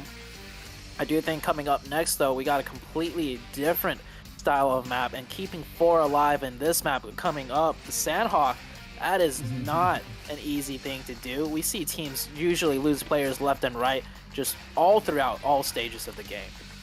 Hey, what can I say, Zute? The jungle is dangerous, right? Especially with the snakes that we see sometimes lying in the tall grass. That is just part of the challenge of Sanhok. And it's going to be quite exciting seeing these teams coming in from a big expanse like Murmur, moving into that much smaller map. But they've been going at this for several days now. They've been pretty accustomed to that change up coming through. So I'm curious to see who's going to be the team to take the lead. Who's going to be the one to step up, because this time around we don't have the 100 in here, and we know them to be a very aggressive team. Could we potentially see the players from Big now take that opening, step up, and maybe steal the show? Yeah, Big, one of the teams that, thrive in fighting but struggle on Sandhawk. I can't blame them though. The problem with Sandhawk is if you start a fight, if you don't finish it within the first minute or so, you're getting third party. Whereas on Erangel and Miramar, we see time and time again, Big can take these isolated fights and they can stretch over the course of 2 to 3 minutes and there won't be another team nearby. And that's not by chance. Big sets up their fights that way, and Big kind of avoids fights on Sandhawk for that reason of getting third party. But Big, being such a strong team, I want to see them try to be a little bit more aggressive on Sandhawk, play to their strengths. And another thing to consider towards the late game of Sandhawk is, we saw just yesterday, how many more teams are getting more and more effective at using the med strats. Usually it's just 1 to 2 teams med stratting, but yesterday I think we saw 3 teams, and they med stratted in a way where after they ran out of meds, they actually came into play and they messed with the teams that was last alive near the final circle. Yeah, I believe it was Uncanny being one of those teams doing exactly that, just sneaking their way up closer and closer to the late few phases and just finding quite a beautiful play on in. And I, in fact, think it was 4 Romanian men that Yes. just capitalized on the chaos ensuing in front of them.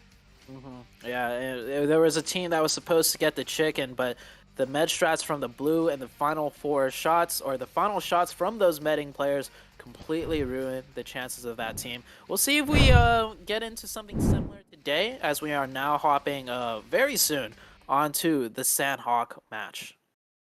Well, I've got a question for you, though, Zute, right?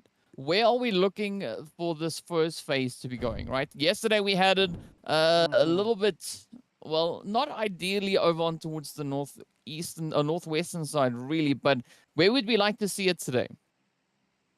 The Northwestern Circle still. It has yet to happen in this tournament, of course. I think this might be your last day casting with you, and I've absolutely enjoyed the circle shenanigans you have brought while we have been working together. So fingers crossed, maybe we'll both get to see what we want to see. A Northwestern Circle, Sandhawk, please give it to us at least one time for this tournament.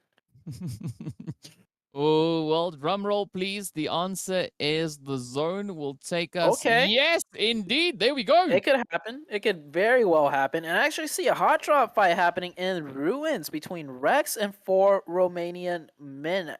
Actually, Rex is doing a really big split. Musicus all the way down in the south, and then you see Brandboy south of Painan. What an interesting drop by the Rex team. That is quite a crazy split.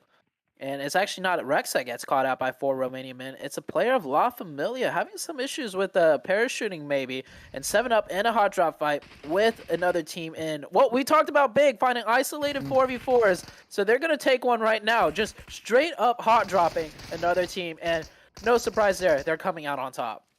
Yeah, definitely nothing out of the ordinary for Big to just come in with an absolutely devastating start to the match. But now Bob also gets picked on up, and it all turns back down to Zans to try and survive the rest of the map. Not even 2 minutes in, and 7-Up has been reduced down to only 1. I mean, Big, they are just absolutely brutal. And Painan being contested for the very first time. We don't see a standoff in Painan until the later stages of the game if the circle shifts here. But La Familia getting contested by YMCA. I'm pretty sure La Familia is a team that usually gets this place uncontested. So I think YMCA, after struggling on Sanhok a little bit, is realizing like maybe we just need to change our strat. Maybe we should just take one of the more prime location of Sanhok for our own. And they're locked into a fight with the La Familia side. I think maybe La Familia might have lost one player already to YMCA because they were not prepared to be contested. Yeah, it is definitely quite a bit of an interesting play when teams try to mix things up. I mean, sometimes we see the teams changing it up, benefiting from that element of surprise, but other times, the team that they are looking to push up into is really good at making their stand and just maintaining control. But now, for the time being, this is where La Familia will have to try and keep all their ducks in a row, as YMCA positioned over on towards that eastern side could still find some really devastating angles on towards them. Yeah, I just realized La Familia lost one of their members for Romanian men off drop. So I mentioned it, like maybe some parachuting issues there. But La Familia down to 3. The good thing for them, though, is that they did not lose that player to YMCA. So YMCA might not be aware that they have a man advantage. So YMCA might be still playing a bit more passive. Mega Power not getting contested in boot camp. Good for them. One of the teams that just get contested quite a bit, but they get boot camp all for themselves, and that's not without merit, right? This is a team that you do not really want to mess with off drop. So a lot of teams are respecting their boot camp location.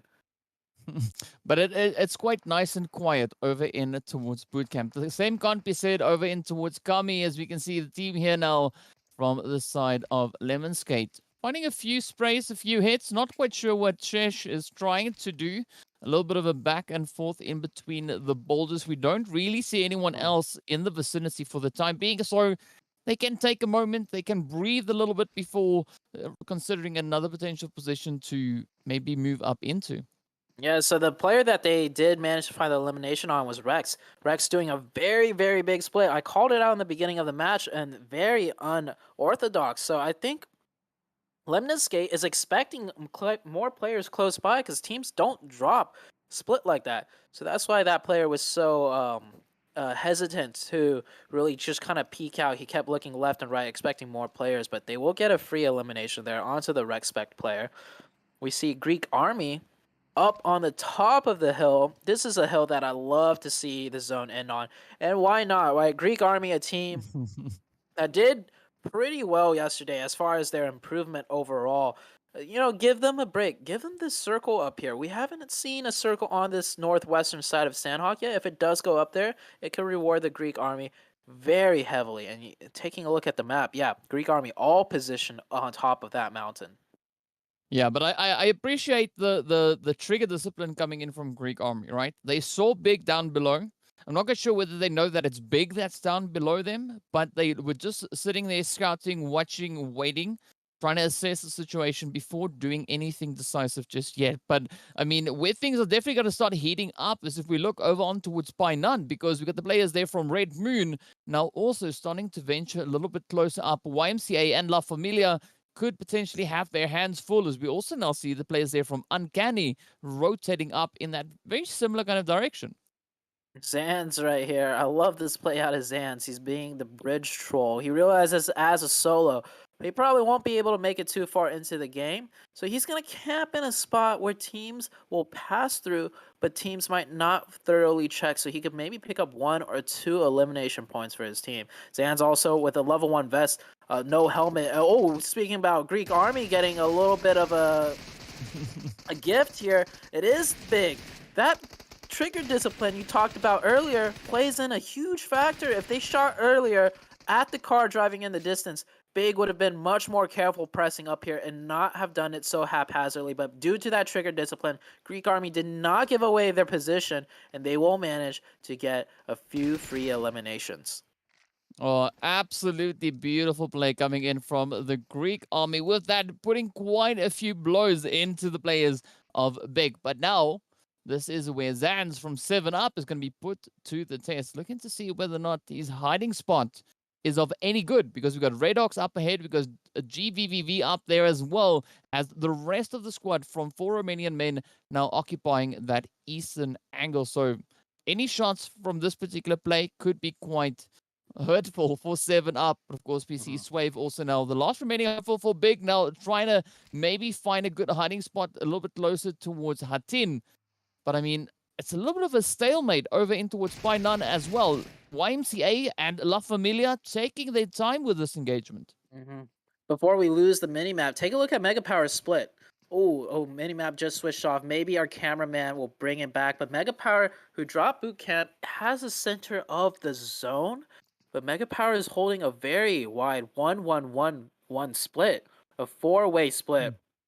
To try and hold down. There we go. Thank you, L Killer. Look, Mega Power has one player on that western island in case it shifts over there. They have a man locking up the northern side from those ridge lines, which could easily press back a whole entire team if he plays it correctly. And one person, of course, securing the boot camp, keeping the info down there, and Fella on that southwestern side. That is a beautiful split given this circle. They will be able to space out a lot of teams and wait for the next circle shift to really prioritize where they want to go. And what's also beautiful about this position is that they are not too far away from assisting each other, right? So the sight lines are there. Yeah, if Logis comes under pressure, Fella can definitely assist with that engagement. The same goes to either of these players, whichever way the fight kind of goes. They can pretty much assist in that. I mean, Rex, however, is a little bit more hidden, so he could be that first frontline defender. He saw right there, Rex scoped over at his teammates to make sure his teammate and himself is aware of each other's supporting sightlines. So I love to see that right there. And yeah, Rex is a little bit, or that player is a little bit more isolated, but he's got the hard cover of all the buildings, right? So he could definitely be the front line. He could pop off the shots first, play the distraction for his teammates to get the opening. Rex right here with down to 3. We saw them lose one player very early on. Salazar on top of this mountain, running back and forth, trying to find some more info, probably in an engagement with 4 Romanian men, as you see Redox right there down to very low HP, trying to get the revive on his teammate, and oh, the shot's so close. Salazar almost got another one. Yeah, that has definitely been quite the shooting coming through from Salazar, but I mean, this is quite a challenging angle to be holding. Not quite sure where the rest of the team is. We can see they are definitely looking to move up in support, but 4 Romanian men now down to 2, looking to bring their numbers back up to 3 to make a bit of a stand here. But Uncanny, of course, now also going to be looking to just tap away at those health bars of 4 Romanian men as well. That trifecta compound coming into play huge in a circle like this. They got the angles to almost third party of 4 Romanian men. I do believe they got a knock and a thirst too. So 4 Romanian men engaged with Rex, but that third party from distance comes through. And Mega Power Rex, well, there's another Rex for you. Getting shot up just a little bit, but he plays it safe enough to not get knocked. If he were to get knocked in that position, the whole entire formation of Mega Power will have to readjust. So he's got to make sure to play it a bit more careful. Next circle, we'll be shifting on through very soon. Unless it hard shifts to the northwest, we will probably not see a northwestern finish, but I like the way how so much of the water is in play. A central finish wouldn't be too mad about that either. Ooh, a little bit of a surprise though coming in there. I mean, Chazmac having a good angle in the zone up towards the north there. And I mean, look at this now. Mega Power looking to condense their position. Once that zone popped, they were like, okay, cool. We know where we're heading. Let's regroup. Let's play from this angle. But they got to be very careful of Team Bravo's position on that hilltop. What a shift. Do you realize so many teams are on that southern side, and that southern side has a huge choke point of boot camp for all these teams to move on north?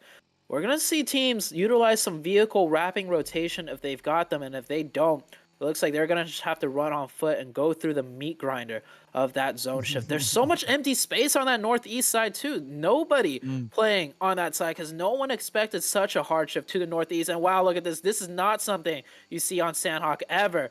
Teams all utilizing their vehicles to try and do the wrapping rotation. Everybody here realizes they cannot really just go straight into the zone like usually on Sandhawk because that boot camp area is going to choke point out a lot of teams. So having a little bit of a car chase, La Familia will get away from that. Crashes into Rock, and actually crashing into Rock does damage the vehicle just enough to have it smoking. And Sandhawk vehicles not the most reliable vehicles in terms of being tanky, right? They will blow up very quickly. Yeah, it's definitely not a vehicle that you take if you have a cold. I mean, one loud sneeze could potentially cause enough damage to that vehicle to start either smoking or potentially even blow up. So you got to be careful of which one of those you choose to utilize. But definitely some interesting plays are going to come through now. This is where Mega Power are going to be put through the rings. Of course, the players here from Red Moon are going to be looking to push up as well. Rex still holding his position up in towards the compound. So quickly just repositioning, falling back over towards Fella, letting the fight break out. And this, I think, is a really good play coming in from Mega Power because we've got Uncanny just holding that off-angle side on the ridge line. And that could provide a good amount of coverage actually for the players of Mega Power. Yeah, so Mega Power readjusts with that circle. They realize there's going to be a lot of traffic coming through to that northern side, so they are deciding to stack up more in boot camp. Like I said, boot camp is going to be the chokehold point. If they could lock down boot camp, if the circle shifts elsewhere, they could still have an exit strategy into the next circle. But if they give up boot camp, if they give up too much spacing, well, this Red Moon team's going to be constantly on their heels. Yeah, that is going to be absolutely essential if Mega Power is looking to bring some success through on this map. But of course, if we look a little bit further down towards the south, this is where we see the players here from Lemon Skate keeping a very watchful eye on Respect, positioned up ahead. We got Braboy as well as Musicus, and then also Salazar. Some really interesting names that we have here, but of course now Shesh could maybe find a few hits up into the buggy as the players there from Respect now started rushing over into zone, and with that YMCA actually helped them on the opposite end. YMCA with welcoming arms. Welcome to the jungle. This is occupied. Rex down, just down to one player. And all of this action's happening on the south side of the zone. Like I said, this south area is going to have a lot of teams trying to migrate through. And it's no big surprise. And okay then. Ooh. All right. Yeah. This is nice. This is not a northwestern circle, DK, but this is nice. This is going to be very interesting.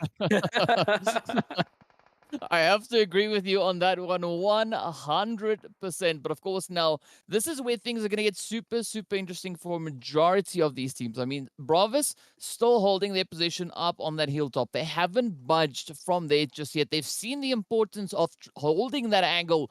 Meanwhile, Bootcamp is going to be heating up quite a bit as Mega Power get challenged by Uncanny pushing in. But of course, we still have teams moving in from the south. Over on this eastern side, just sheer chaos erupting now. Another full send for this compound. Real estate is getting short and multiple teams want it.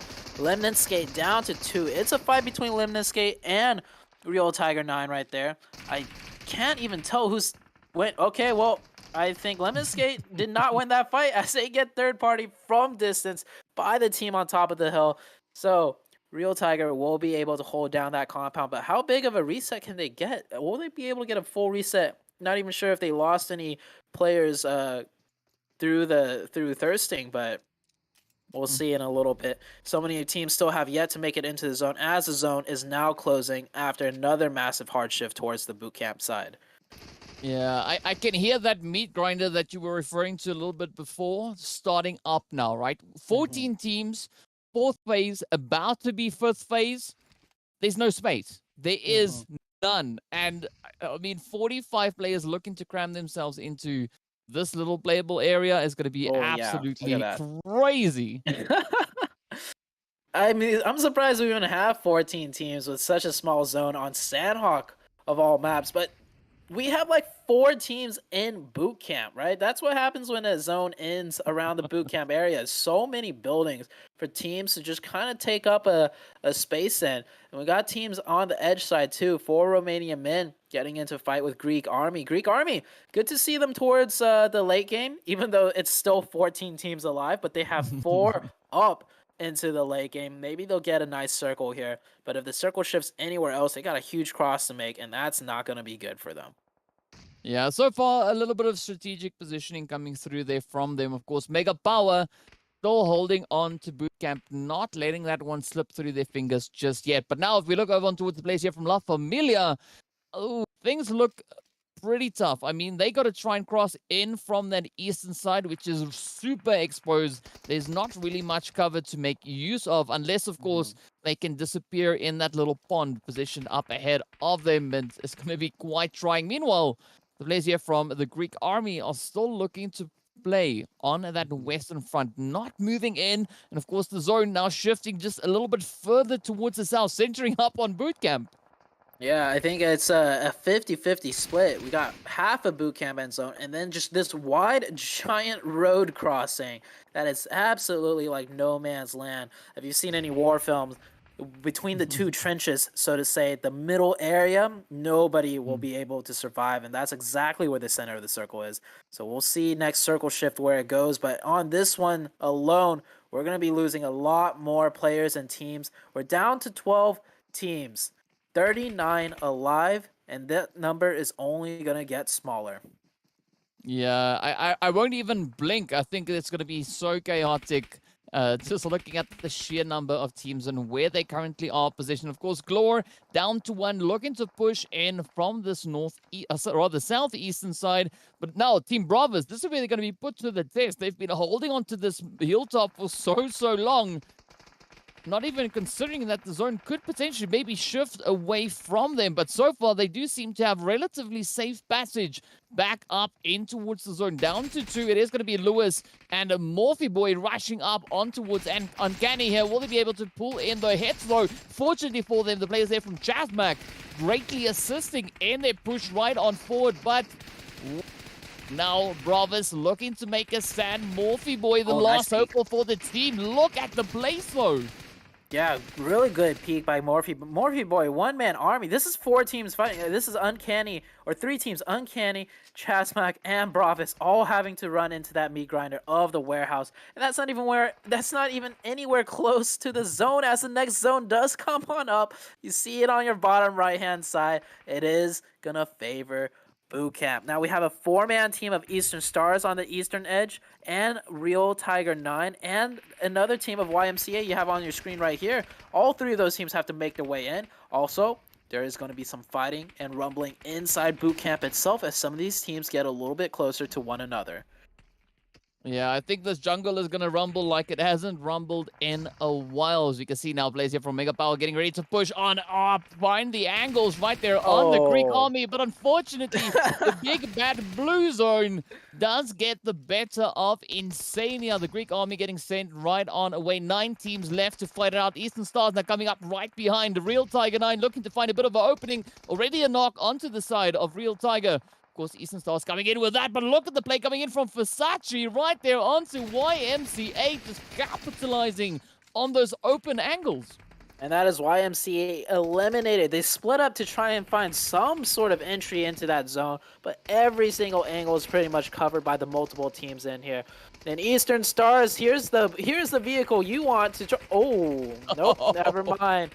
Got to wear his helmet, and that's what happens, ladies or boys and girls. If you don't wear your helmet, you will get that fall damage. So Eastern Stars, though, they got a med strat ready at least. 21 first aid kits left for Bazi. So I think they'll manage at least a top 5 finish. With 20 left, I think they'll probably be top 3 as the next circle is shifted on out. And it's actually dead center. I think a lot of these teams will actually stay alive. Bazi might need more first aid kits if he wants to make it past top 5. Yeah, we'll have to wait and see how that one pans out. But of course, you know, what's so important about this particular phase is if you're not already in it, it is going to be so challenging to find a good position in this phase. Now we see the players here from Real Tiger 9. They have got actually a beautiful opening coming in from this northern side as they push on through Nascot. Now, of course, just picking up the casualties as they roll forward. Ooh, but of course now Basil still sitting on 15, managing to loot the crates up ahead. Beautiful big brain strat. Yeah, I absolutely love that. Instead of just hitting that first aid over and over and not doing anything, he's actually taking a look around his surroundings and he notices a crate blinking nearby. Maybe he might pick up those more first aids I was saying he might need if he wants to get past the top 5. Of course, He's got to loot very fast. He's only got like maybe less than a second to touch that box before he needs to hit another first aid. Back onto the fight though within boot camp. Mega Power down to just one player. That player should be able to get revived unless 4 Romanian have a grenade. And so we have a 4v. Oh, speaking about grenades, that is actually Real Tiger 9 coming in with the grenade themselves. We're down to a 4v3v1 situation in boot camp. Real Tiger 9. This is their game to win. Ask and you shall receive. That is the way it goes right here on Sadak. But look at this. Rana waiting for an opening. Does spot the angle onto Receptives. Not jumping at the opportunity just yet. But of course, Basil just having an absolute blast out in the big bad blue. Just now working their way through those medkits. Only 6 left to go. So who knows? Maybe Rana could still make a bit of a stand here for Romania. And as we see the players here from Red Moon looking to hold on to their compound. Real Tiger 9 not too satisfied with having so many other people sharing bootcamp with them. They want to clear it out, seeing that they come in still 4 players up and able to play. Where is the spoiler going to happen? Is Real Tiger 9 going to get shot at by Basil or the 4 Romanian inside? It seems like Red Moon have their work cut out for them, though. It's a 3v4 situation. Red Moon not wanting to push out of this compound yet, with good reason. And Basil actually taking shots at the Real Tiger 9 team, but now that they have to push out, Real Tiger 9 has already secured the multiple angles, and it is an absolute massacre. Real Tiger 9 secure the chicken dinner. They secure the win on Sandhawk, and what an amazing boot camp finish that we just witnessed. That was just pure chaos, but you gotta give it to Basil. I mean, finishing it off, coming off swinging, you know, running out of meds, deciding, you know what, I'm going to make a play. Rushes forward, puts in a few shots over on towards Real Tiger. Not finding any essential, crucial damage, but definitely finding a few. So, you know, kudos, well done, well played. It's an absolutely beautiful, insane PUBG coming through once again. But, of course, that blue zone making it so challenging. These phases, boot camp, I mean, it is just chaotic. I'm sure we had 2 hard shifts back to back. That first hard shift towards the northeastern side had so many teams congest in the south side and just into boot camp early on. And then the circle just shifted right back down to the southwest side, complete opposite of the previous hard shift. And so that's why we got so many teams inside boot camp staying alive. But the team that won, Real Tiger 9, they were not the team that took up a position inside boot camp. They were across the road, a little bit east of the boot camp side, so they had to make a really daring cross over towards that final zone, but they kept all 4 alive, similar to like how the 4 Romanian men kept all 4 alive that Miramar game. So that man advantage, that manpower coming into play huge and securing a chicken dinner.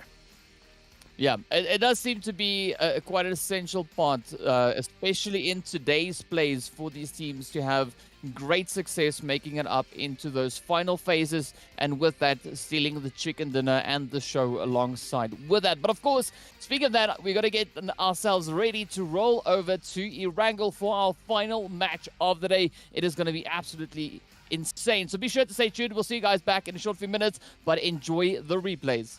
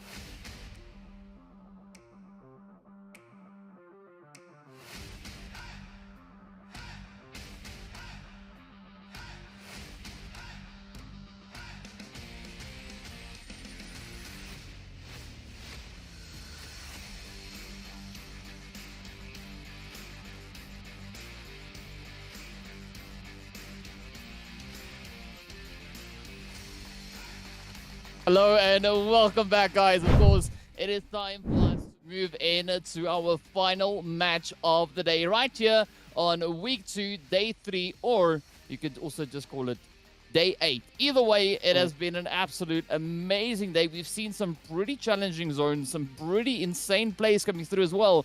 So I've got to say, I'm super excited, Zute, to see what this last match is going to bring to the table.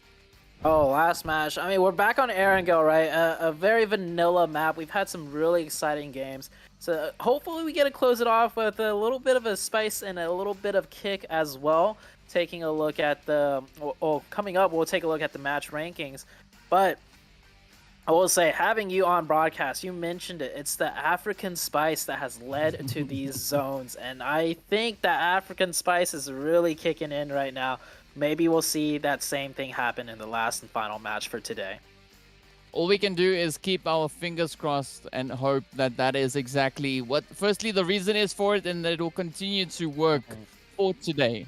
But of course, you know, without the African spice, we won't get into those match rankings. So I think let's hop over into the match rankings to see where the teams are and how they kind of handled this insane play that we just saw happening over on towards Sanhok. Real Tiger 9. Coming in huge with the chicken, not just any chicken, 12 eliminations as well on a map of Sanhok.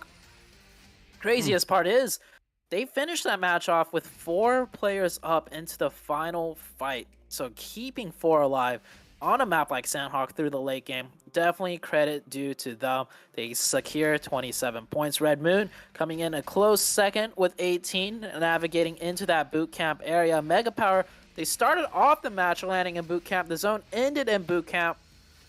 And I will have to say, even though they didn't get the chicken, that's still a really good result, because holding down boot camp on multiple fronts like the way they did is not an easy task, even if you're there from the beginning.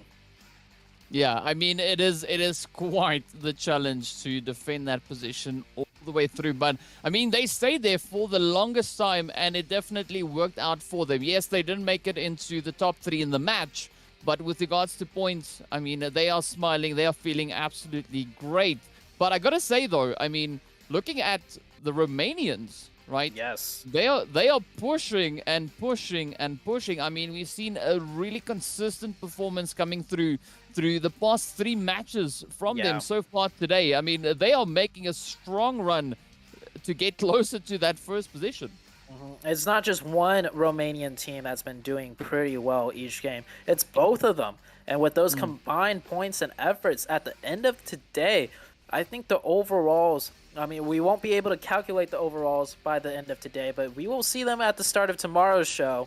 We'll quickly see just how far up the Romanian side will get. Yeah, I mean, this has been absolutely insane to see. But of course, we see a good play coming in from Greece as well, as we see Greek Army taking up 7th place. And Lemonskate also coming in. They're adding in their own contribution to that, of course, coming in with 2 points there. So definitely a good amount of points coming in for the side of Greece as well. But definitely some strong representation, as we can see. We have, of course, the side of Portugal down to only Uncanny. Uncanny being the only team from the Portugal side participating today. Still on the table, 5 points. You know, adding to those numbers. I mean, at the end of the day, that is where it's at. Consistency is key. If you can continue to add points to the leaderboard, that is a good way to make a bit of a difference to bring that in there as well. Greek Army actually picking up their performance a little bit coming into that 3rd game. Maybe the 4th game will do them even better, but I love seeing Greek Army get 5 elimination points on Sanhok. So they are able to get the fights in. They're able to secure those eliminations as well.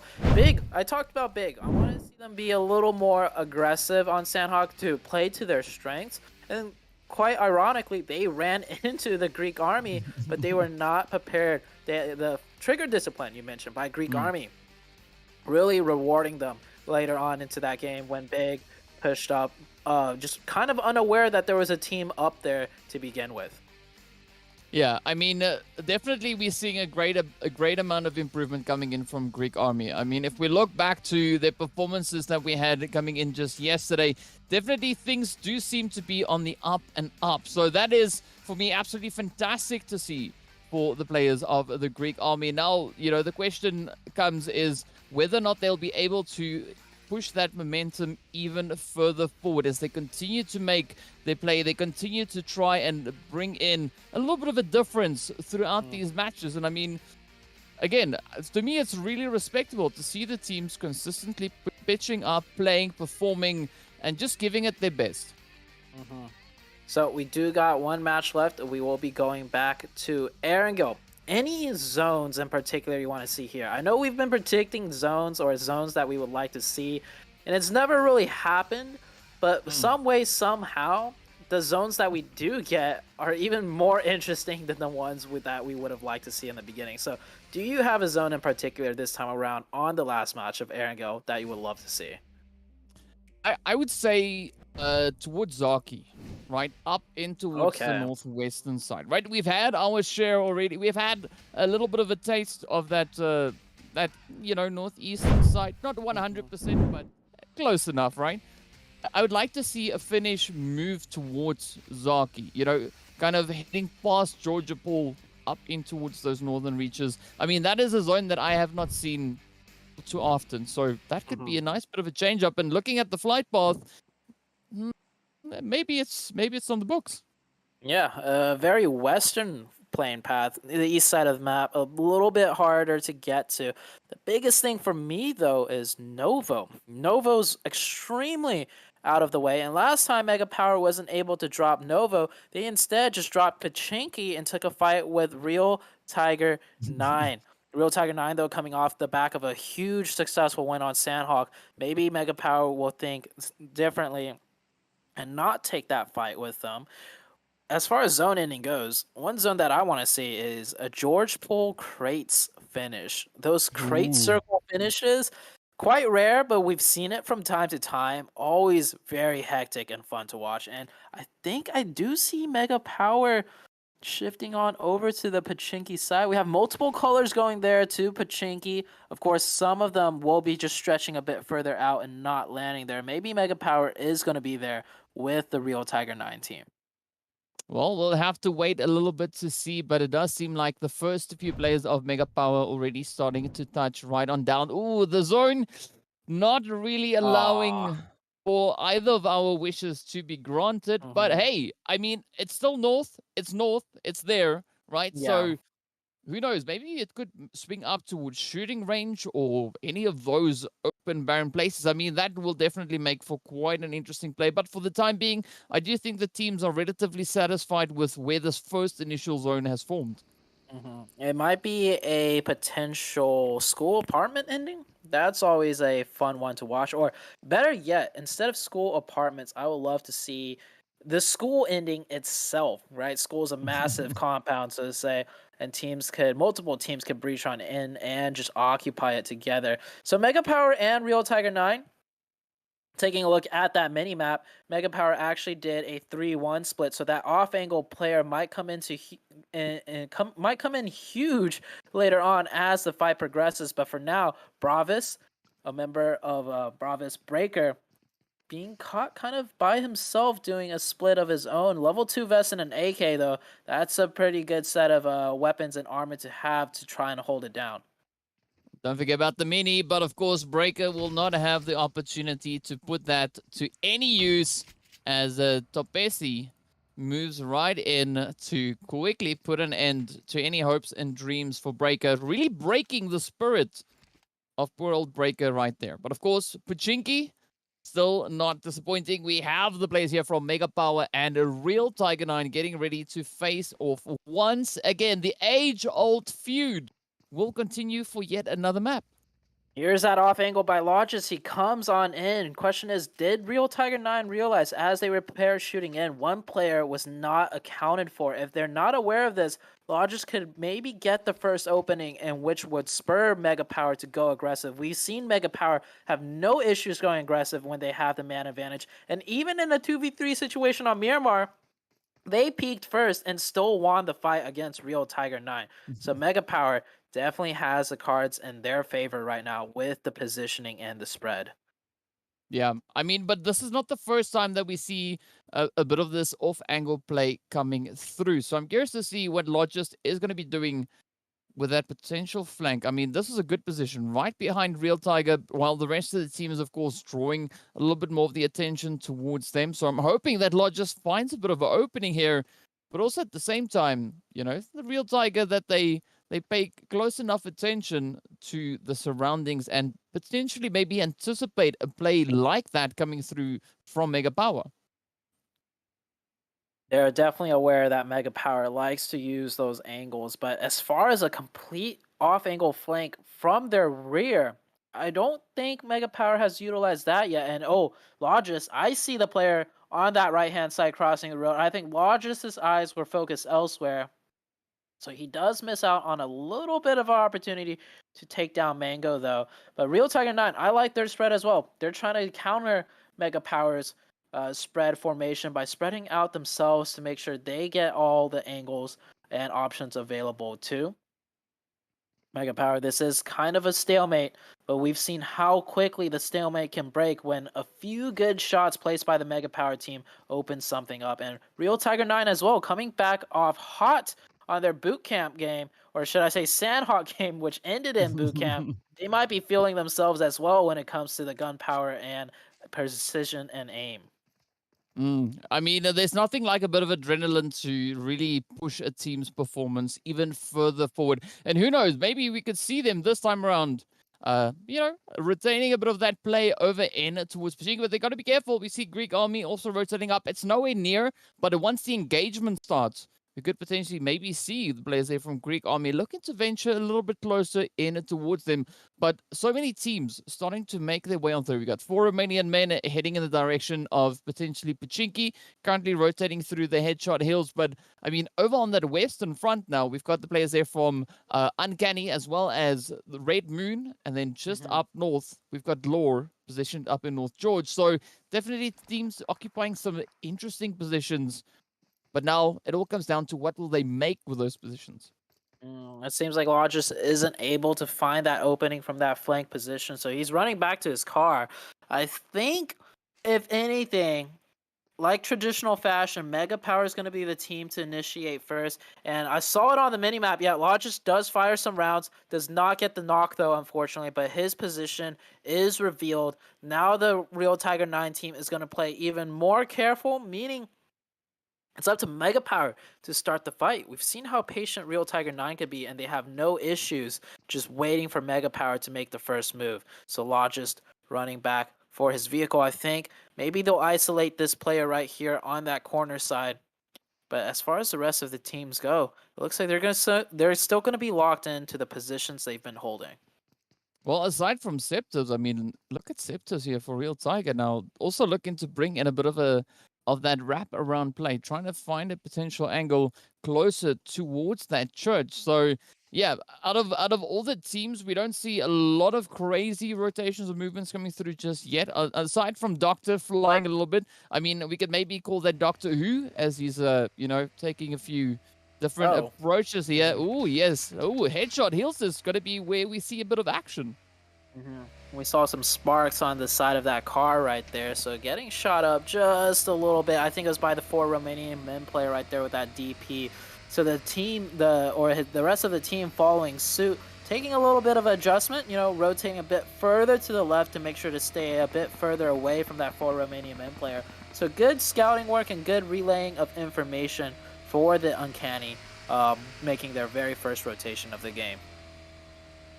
Yeah, but it's going to be a slow, steady grind. Fortunately for them, it does seem like Rozok is unoccupied.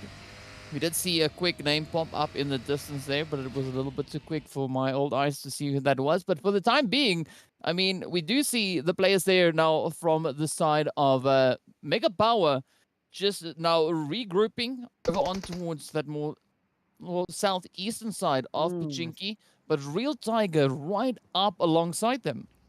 Yeah, so I love the adjustment made out of Mega Power. They realized one player was isolated far to the north side, so instead they're gonna take a 2v1 fight on the south side, and there we go.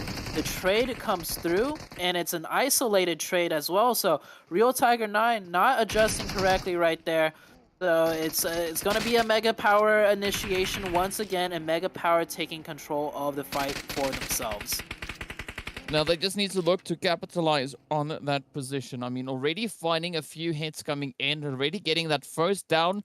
Fela now about to get raised up. So Mega Power, they're looking good, but of course Septives is not going to try and let them get away with that, as we do see Fela also now getting picked up in the process. But I'm liking this aggression coming in from Septives here. Not sitting back just yet, looking to find and create even more. But look at that, though.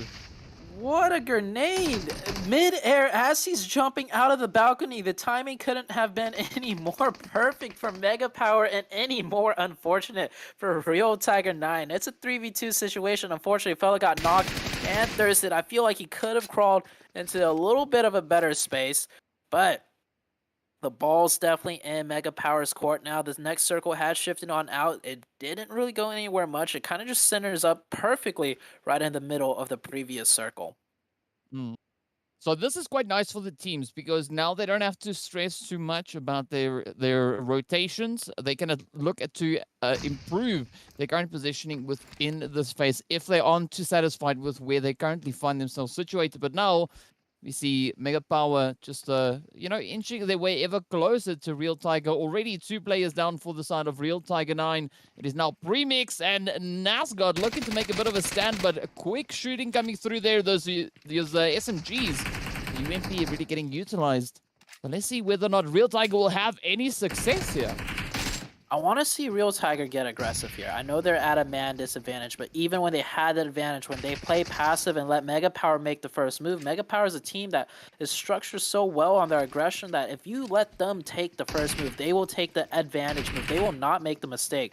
So it's kind of up to Real Tiger 9 to take the fight to them.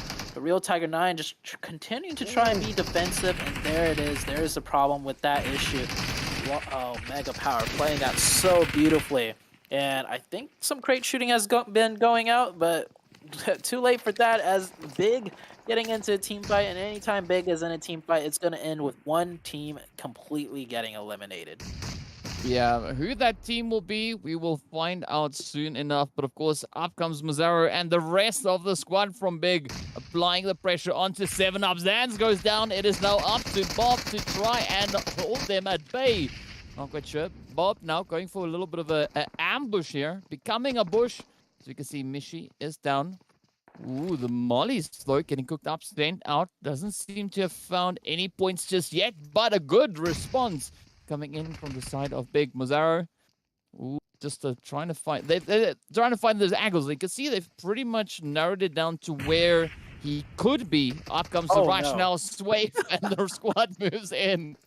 Oh, I mean, Bob knew. Bob knew. He was like, you know what? It's fine. It's fine.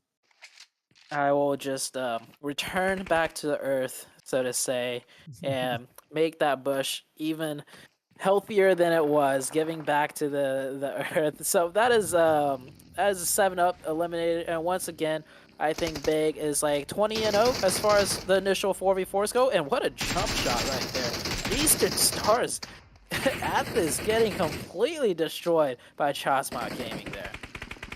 Yeah, Atlas taking a little bit safer this time, just avoiding those motorcycles, not looking to knock themselves out once again. But of course now it is down to Kapahala and Doran to make the play for the Eastern Stars. We see the players there from Chasmac, of course, also on that Eastern front. But I mean, look at this though.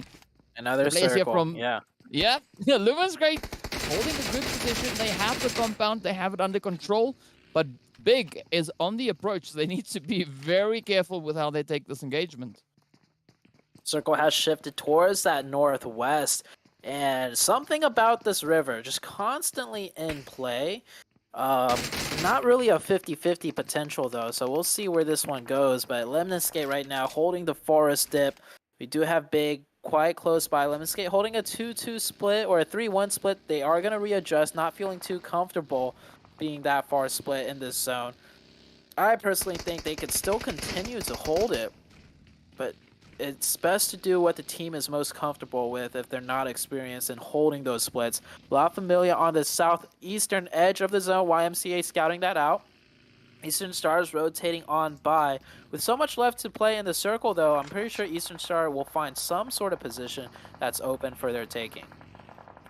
Yeah, I mean, this is a nice trade-off. Like, we saw a very similar kind of amount of teams and a number of players surviving up onto that third phase. But fortunately, on Erangel, there's a lot more space to utilize this time around. So I'm curious to see where exactly these teams are going to look to push up into. Meanwhile, we do see the players there from REXPECT actually tapping away at the 4 Romanian men. And now Mega Power are going to be taking their very own swing over towards the players here from Red Moon. But I mean, Red Moon, they've got those compounds locked down. But this is also a really good position coming in for Mega Power. Yeah, Mega Power's just more so on this edge side to put some pressure, not really looking to get an opening or go aggressive. Just taking some quick peek shots. You see it's a 2-1 spread, so Mega Power's prioritizing some sort of a split to mostly gain information, not so much to hold down a huge portion of the circle, especially coming in from the edge. Circle is closing. We will get the next circle shift pretty soon as Chasmok Gaming taking a fight with Lemniscape right here. Poke is driving right on up with that buggy, going super aggressive, maybe a little bit too aggressive as he instantly gets knocked, but the rest of his team close behind to provide that support and to provide that revive. That's his second knock onto Lemniscape. Lemniscape down to 2 now. So Chasmok Gaming making really good use of their time to pick up some of these elimination points before the next circle comes up. Yeah, but I like how Big is just hovering around behind them. And of course, now Mega Power exploring their options. You can see those hits come through right on towards Versace as Rex just dials it in. Of course, the zone has shifted up once again, but the players here from Mega Power are going to be looking to make the most out of this. I like the way that we saw Logist actually turning around, rotating back to the rest of his team. Of course, we see Coco up ahead there now from Red Moon. But maybe this one could be in the bag for Mega Power. Yeah, Mega Power, the zone has shifted. They're kind of committing a lot to this. Maybe they have a plan in mind on where to rotate next, so they'll take a couple more seconds to maybe fish out an elimination point. Meanwhile, La Familia getting gate kept out by Chasmok Gaming. The next circle has shifted up, and Big with a very big spread on that northeastern side. We haven't seen Big, win a chicken dinner yet. We've seen them just get multiple elimination points to make up for that. But with this circle shift towards that northeastern side and them controlling so much territory, this could be the game for them. Big right now still, with that split, trying to look for whatever eliminations they can. La Familia get a little bit of a reset, and they're going to be committed to this fight with Chasmok as the zone is starting to close right on behind them. Yeah, and of course the players here from La Familia, they definitely have this ridge line that they can look to capitalize on because, I mean, Chasmok don't have any clear lines of sight on towards them just yet. Meanwhile, 4 Romanian men and a REXPECT are going to be facing off for control over on towards this western side of the zone. You can see it has been a pretty brutal trade-off between both teams. Knocks either side, but 4 Romanian men quickly to regen those health bars, rushing forward, picking up Braboy in the exchange. But now are they going to be able to close this one out? Oh, yet another one comes through, and 4 Romanian boys, or men rather, wow, pick up the elimination one wipe. Now, of course, La Familia still continuing in the efforts on towards Chasmok. This is like a castle siege right now. This fight has been going on for the last 2-3 minutes, and Red Moon has circled behind La Familia trying to find their own wrapping rotation, and that's going to be the spell of death for La Familia. They cannot break into the Chasmok side of the defense, and now with Red Moon coming into the mix, definitely will not be seeing the rest of the game as La Familia is taken out, but Red Moon trying to take advantage of that third party and to continue to press on into Chasmok. Now it's Red Moon's turn to try and break the defense, but Red Moon starting this fight off with only 2. Oh, and they come rushing up into that zone. I mean, they're looking to capitalize on much of the chaos as they can. Of course, a beautiful retaliation there from the side of Chasmok as they just welcome them into the phase, into the zone. Red, of course, is going to be the last one looking to make a stand over onto that play there. But, of course, Glor find themselves up ahead of the players here from Uncanny. YMCA also in the mix. So things are still looking pretty tough all around the zone. Red Moon still trying to cling on to dear life here. Red X might have to just go prone right there. Gets a nice one on the trays, and he can get the thirst, but unscoped cannot follow the player through the smoke. So Chasmok Very well done. We'll be able to maintain 4 players up. Next circle is about to shift. Give this one over to... Ooh, a southeastern hardship. Chasmog gets control of the hill. That's really good for them, but also Big as well gets a nice circle shift in their favor. Otherwise, on the western side of things, it is just all-out mayhem as none of these teams have circle and they're just fighting each other to try and get whatever elimination points they can. Oh, it is looking absolutely chaotic as YMCA are now looking to clean up Jour. But also the players here from Uncanny want to have a share of the chaos here as they're looking to pick up a few of those Elam points. But meanwhile, Larix will be taking a nice chunk of damage right there. Now, they still have quite a bit of ground to cover to make it into zone. Only a few seconds remain on the clock. But here we go. The rotations are coming through. Jour now looking to see whether or not Uncanny is going to hang around, or whether they're going to be rotating up into zone. But I got to say, though, I mean, this is a quite an interesting spread coming in from Big. We've got Beast holding over on towards that western side. That's a good setup coming in, a good anchor point. Ooh, but now, of course, they look to capitalize on as much of this positioning as they can. Nice shots by Mazar, though. He whipped a few of those bullets, but it does not matter as they're managing to get that knock in. Uncanny rotating it into the 4 Romanian men side. 4 Romanian men, of course, coming here first. Have the smoke deploys covered, and that's a really nice spot for 4 Romanian men. If you're not too aware, for the viewers watching, it looks like they're out in the open, but there's a small, slight dip where that team could survive and stay in. As long as they don't get grenaded. We did see a grenade fly out. So it looks like they will stay alive for a little bit longer. Big, meanwhile, just controlling their side of the circle with absolute dominance right now. Yeah, they are just showing up 120%. And this could definitely be, like as you said, this could be the match in which we could see them take home one of those chickens. But still quite a bit of work remains before we get anywhere near that. Meanwhile, Chasmac are going to be looking to play in from the eastern side. Of course, that zone also now getting pretty close to popping up once again. Still 10 teams remain, 24 players alive. We do have a few stragglers also now positioned on the map. But Team Bravos having a really tough time rotating up into the zone. Fortunately for them, Mozaro doesn't spot them moving out of the smoke. Oh, now he does, so it takes a look at the left of the smoke. We'll get that confirmation and finish onto 1. Mazaro taking a few more shots with that UMP. Bravos is pretty much done and out of here. Sprays that smoke one more time, and there we go. Mazaro picks up the kill with the UMP. Now, Big, they're doing a 3-1 split, by the way. One of their players is far on the southeastern side, just chilling, getting some additional info in case they need to breach on over. You see Beast right there, far separated from his team. I'm sure he has a vehicle, though, because he's going to want to group back up as Big get a very, very nice zone shift for themselves. That is just heaven on a piece of land right there. But of course now the players here from Lemonsgrade also find themselves in a bit of a challenging position. They got Chasmag looking to push on through into the zone. You can see Freezy just holding the doorway there, the passageway, and of course Versace right there alongside them. But we still now have the players here, of course, from the side of Chasmag looking to push further and further forward. The vehicles are on fire as Chasmag make a quick dash right up onto the compound. It is not a secure position in zone just yet, but they are going to try and make an opening. Oh, but Shadowwind goes down. It is now down to Azza and Focus to just defend any of these angles. Oh man, I was watching Beast the whole time. He goes down, unfortunately. I guess he didn't have a vehicle. Oh. And oh no, that's going to spell the death of Big potentially. That grenade. Oh, Mazaro gets grenaded again, down to half HP. Michi is not going to be able to go get that revive. And it's too dangerous to, as well as with the grenades raining in. Big from a 4-man squad looking like they could win, to being taken down to a solo. YMCA with a nice return fire onto their flank, wipe out the clear sides of their back. So we got Chasmok with 4, trying to breach into the Eastern Stars defense of 2, and Big down to just a solo player. Big, such a good team at fighting, but I feel like they definitely need to work on their late game adjustments.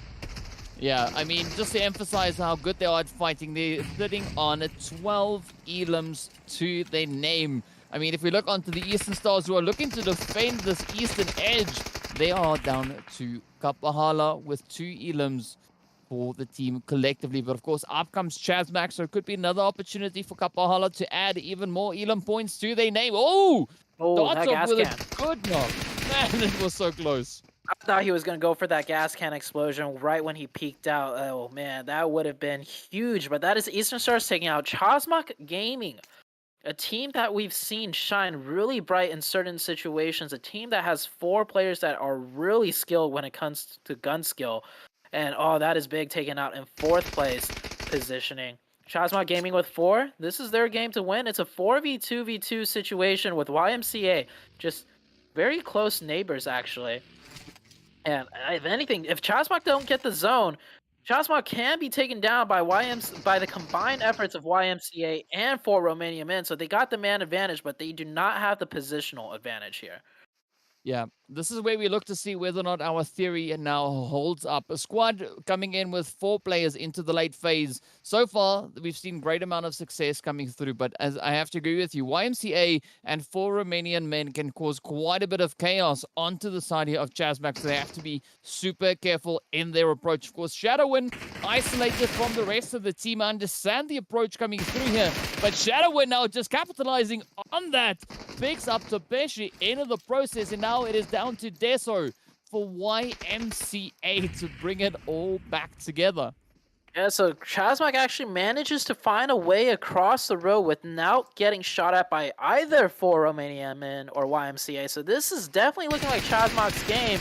Up to 15 eliminations already, and there's 3 more for them to take. One of the players of Chazmac does get taken down. Immediately, some return fire goes through, goes drop prone. That is a very good cover fire by Azur. Shadowin now leaving the confines of the building, of the wall, using that smoke for cover. And I think it is down to a 4v1v1 situation. No, 3v1. Chazmac did lose a player. Well, now it all is riding on Desok and Deso to bring it all together. But there we go. The hit comes right on through as Deso picks up the hit on towards Shadow. And now it is Aza and Focus left to essentially retaliate and maybe close this up. But of course, now 4 Romanian men having a beautiful opportunity here to reset and regroup. Shadow now trying to crawl back up in towards safety. Deso is going to be caught out by that blue zone, not before getting the finishing blows up into Shadow. So now it has turned into a 2v2v1. Oh, he spotted out Azur, but doesn't take the shots. That would have been huge for 4 Romanian men, but YMCA does manage to run up to the crate. And is he in zone over here? Did he just make it across in the open without Azur or Pocus spotting him? That might work out better for Chazmac potentially as YMCA. Deso, if he's got a grenade left. Oh, he does have a grenade left. He's got the 2 players of 4 Romanian men right next to him, but Deso has not completely spotted them, but Deso has spotted Azur. So Deso might actually make the first play onto the Chazmac Gaming side. He's trying to bandage up, get as much HP as he can before this final engagement breaks out. Oh, but it's not going to be anything as we see Deso getting traded off right there. It is now down to Chazmac and 4 Romanian men to duke it out for that winner chicken dinner. 16 elims on the side of Chazmac. Absolutely golden play so far, but now let's see whether or not they can bring it home. Azur and Pocus have full health bars up against 4 Romanian men.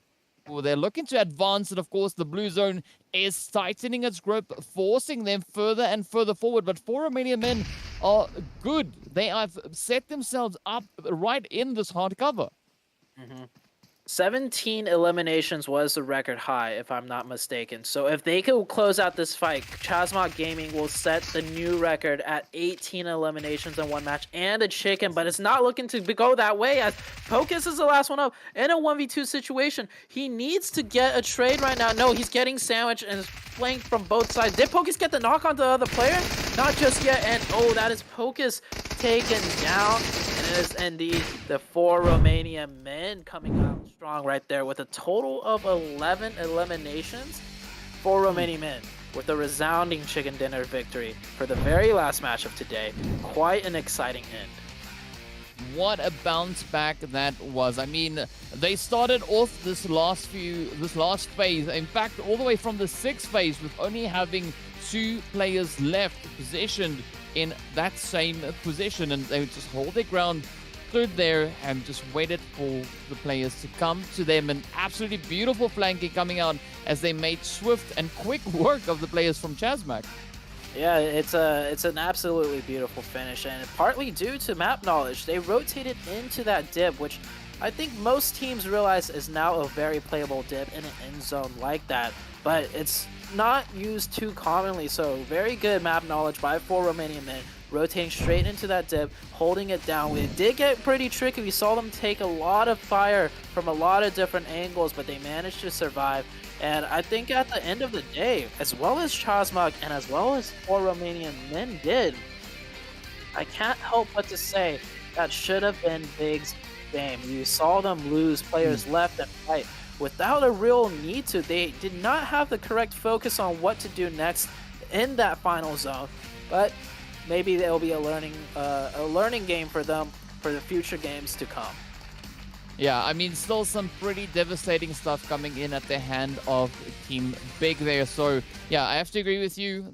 Those late few phases definitely needs a little bit of focus. Then they will be, I believe, pretty close to unstoppable. But of course, before we get too deep into that, let's hop into a quick break while, of course, the viewers now get the opportunity to enjoy the highlights from this past match while we get ready to just take you through the last bit of today. So see you guys back in a short few minutes.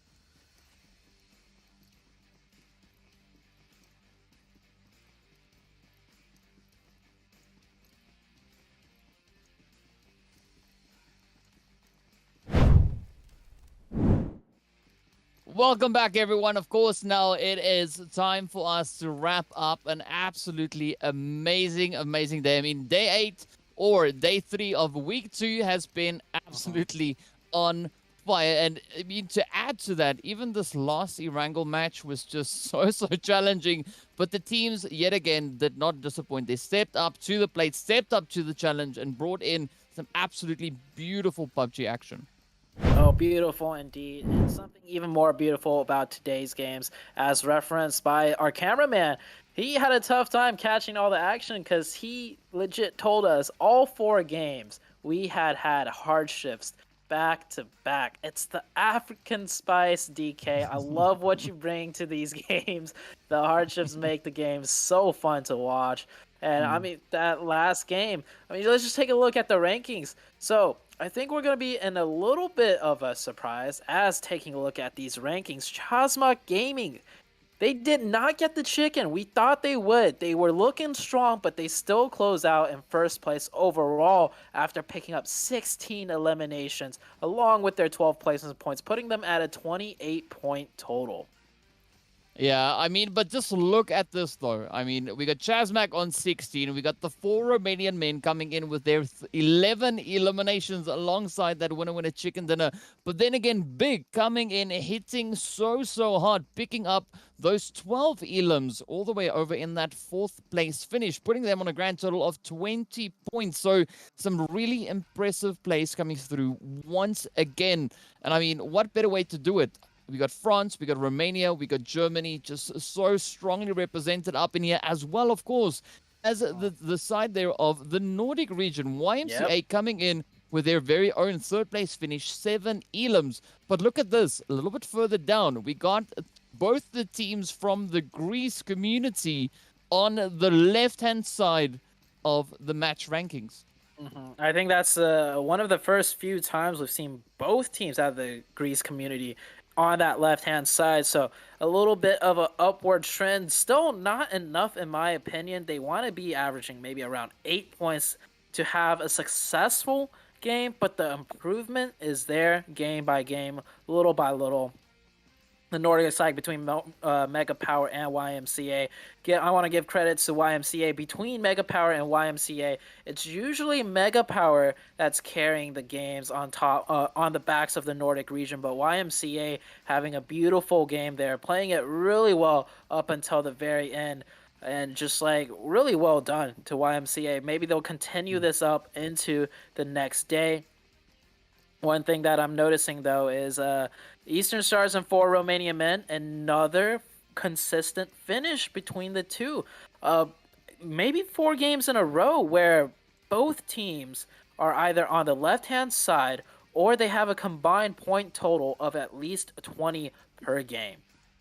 Yeah, I mean, in Romania, the entire community, they're here to make quite a bit of an impact, right? And they're really bringing quite a bit of heavy hitting action to the table. I mean, we've seen 4 Romania men, we've seen the players here, of course, from the Eastern Stars being so consistent, and throughout the entirety of the day, they have not disappointed whatsoever. So I definitely think looking at those overall standings tomorrow is going to be quite interesting, because I think there could potentially be a little bit of a change up coming through. Yeah, it's they're going to be climbing the ranks, that's for sure. If they did not already overtake a placement ahead of them, they're definitely really close to it. As far as the other teams go that were in the running, the French and Italian side, right? They had a few good games, like really good games, like Chasmak, of course, with 28, but I think overall for today, they did not do nearly as well as the Romanian side. Yeah, I mean, but also Chasmac is the only team in here for the French community looking to, make a bit of a impact as well. Unfortunately, Game Lord not here today, but definitely still a really strong effort coming in from Chasmac. I mean, 28 points, don't get me wrong, that is still a decent amount of points to put on the board. A good amount of points right there. The Red Moon and La Familia, these two teams, we've seen shines of brightness out of them for sure.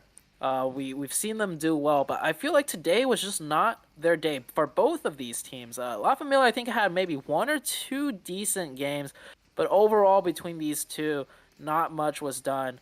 Real Tiger 9, representing the British side over there, or the UK side, had a really good game. On Sandhawk was not able to carry that momentum forward. I think they need to work on their fights, their 4v4s. Every single time they've gotten into a fight with Mega Power, we've pretty much seen them lose it. They did win one time on Miramar the other day, but it's not in a very convincing fashion, right? It's mostly if Mega Power make a mistake that allows Real Tiger 9 to win. It's never really Real Tiger 9 taking the situation to their own grasp to close out a fight. Yeah, I mean, it is a bit of a thing to try and work on and look to improve, and I'm pretty sure that will get some focus as they progress through the days and through the matches, because we've already been seeing quite a bit of growth coming in. Just looking from yesterday to today, I mean, already the players coming in from Greece, just, you know, they're putting in the effort, they're putting in the work, and it's definitely starting to build up some great momentum. 100% agree. And not just the Greece side. All of these teams, I feel like, are learning and improving every step of the way. And, of course, that does it for today's show. And DK, I just want to say, man, it's been great working with you. It's been great casting with you. And as you are leaving the show, I do want to give the final few words for you. What are your thoughts so far overall? I know you've just been here for 2 days, but I hope you've had a good time being here. Well, first up, I got to give a big thank you to everyone involved here. It has been an absolute honor and a pleasure to be here. Of course, you know, the European community does have some heavy, hard-hitting teams within it, as I've seen over the events and tournaments that I've done. But yeah, I mean, absolutely fantastic PUBG. No teams disappointing whatsoever. Stepping up with the action, keeping the pressure, the stakes so high. I gotta say, I love it. It has been absolutely amazing. And of course, I know you, Zute, you enjoy the Africa spice that I brought to the table. I'm a fan. I'm a fan now. But, well, hopefully I can leave a bit of a lasting mark. You know, hopefully we'll see a little bit more of that continue through the rest of the event. Okay. Well, I mean, thank you so much. And that does it for today, guys. We'll be back same time, same place tomorrow. And I do believe Imperium will be back on the show.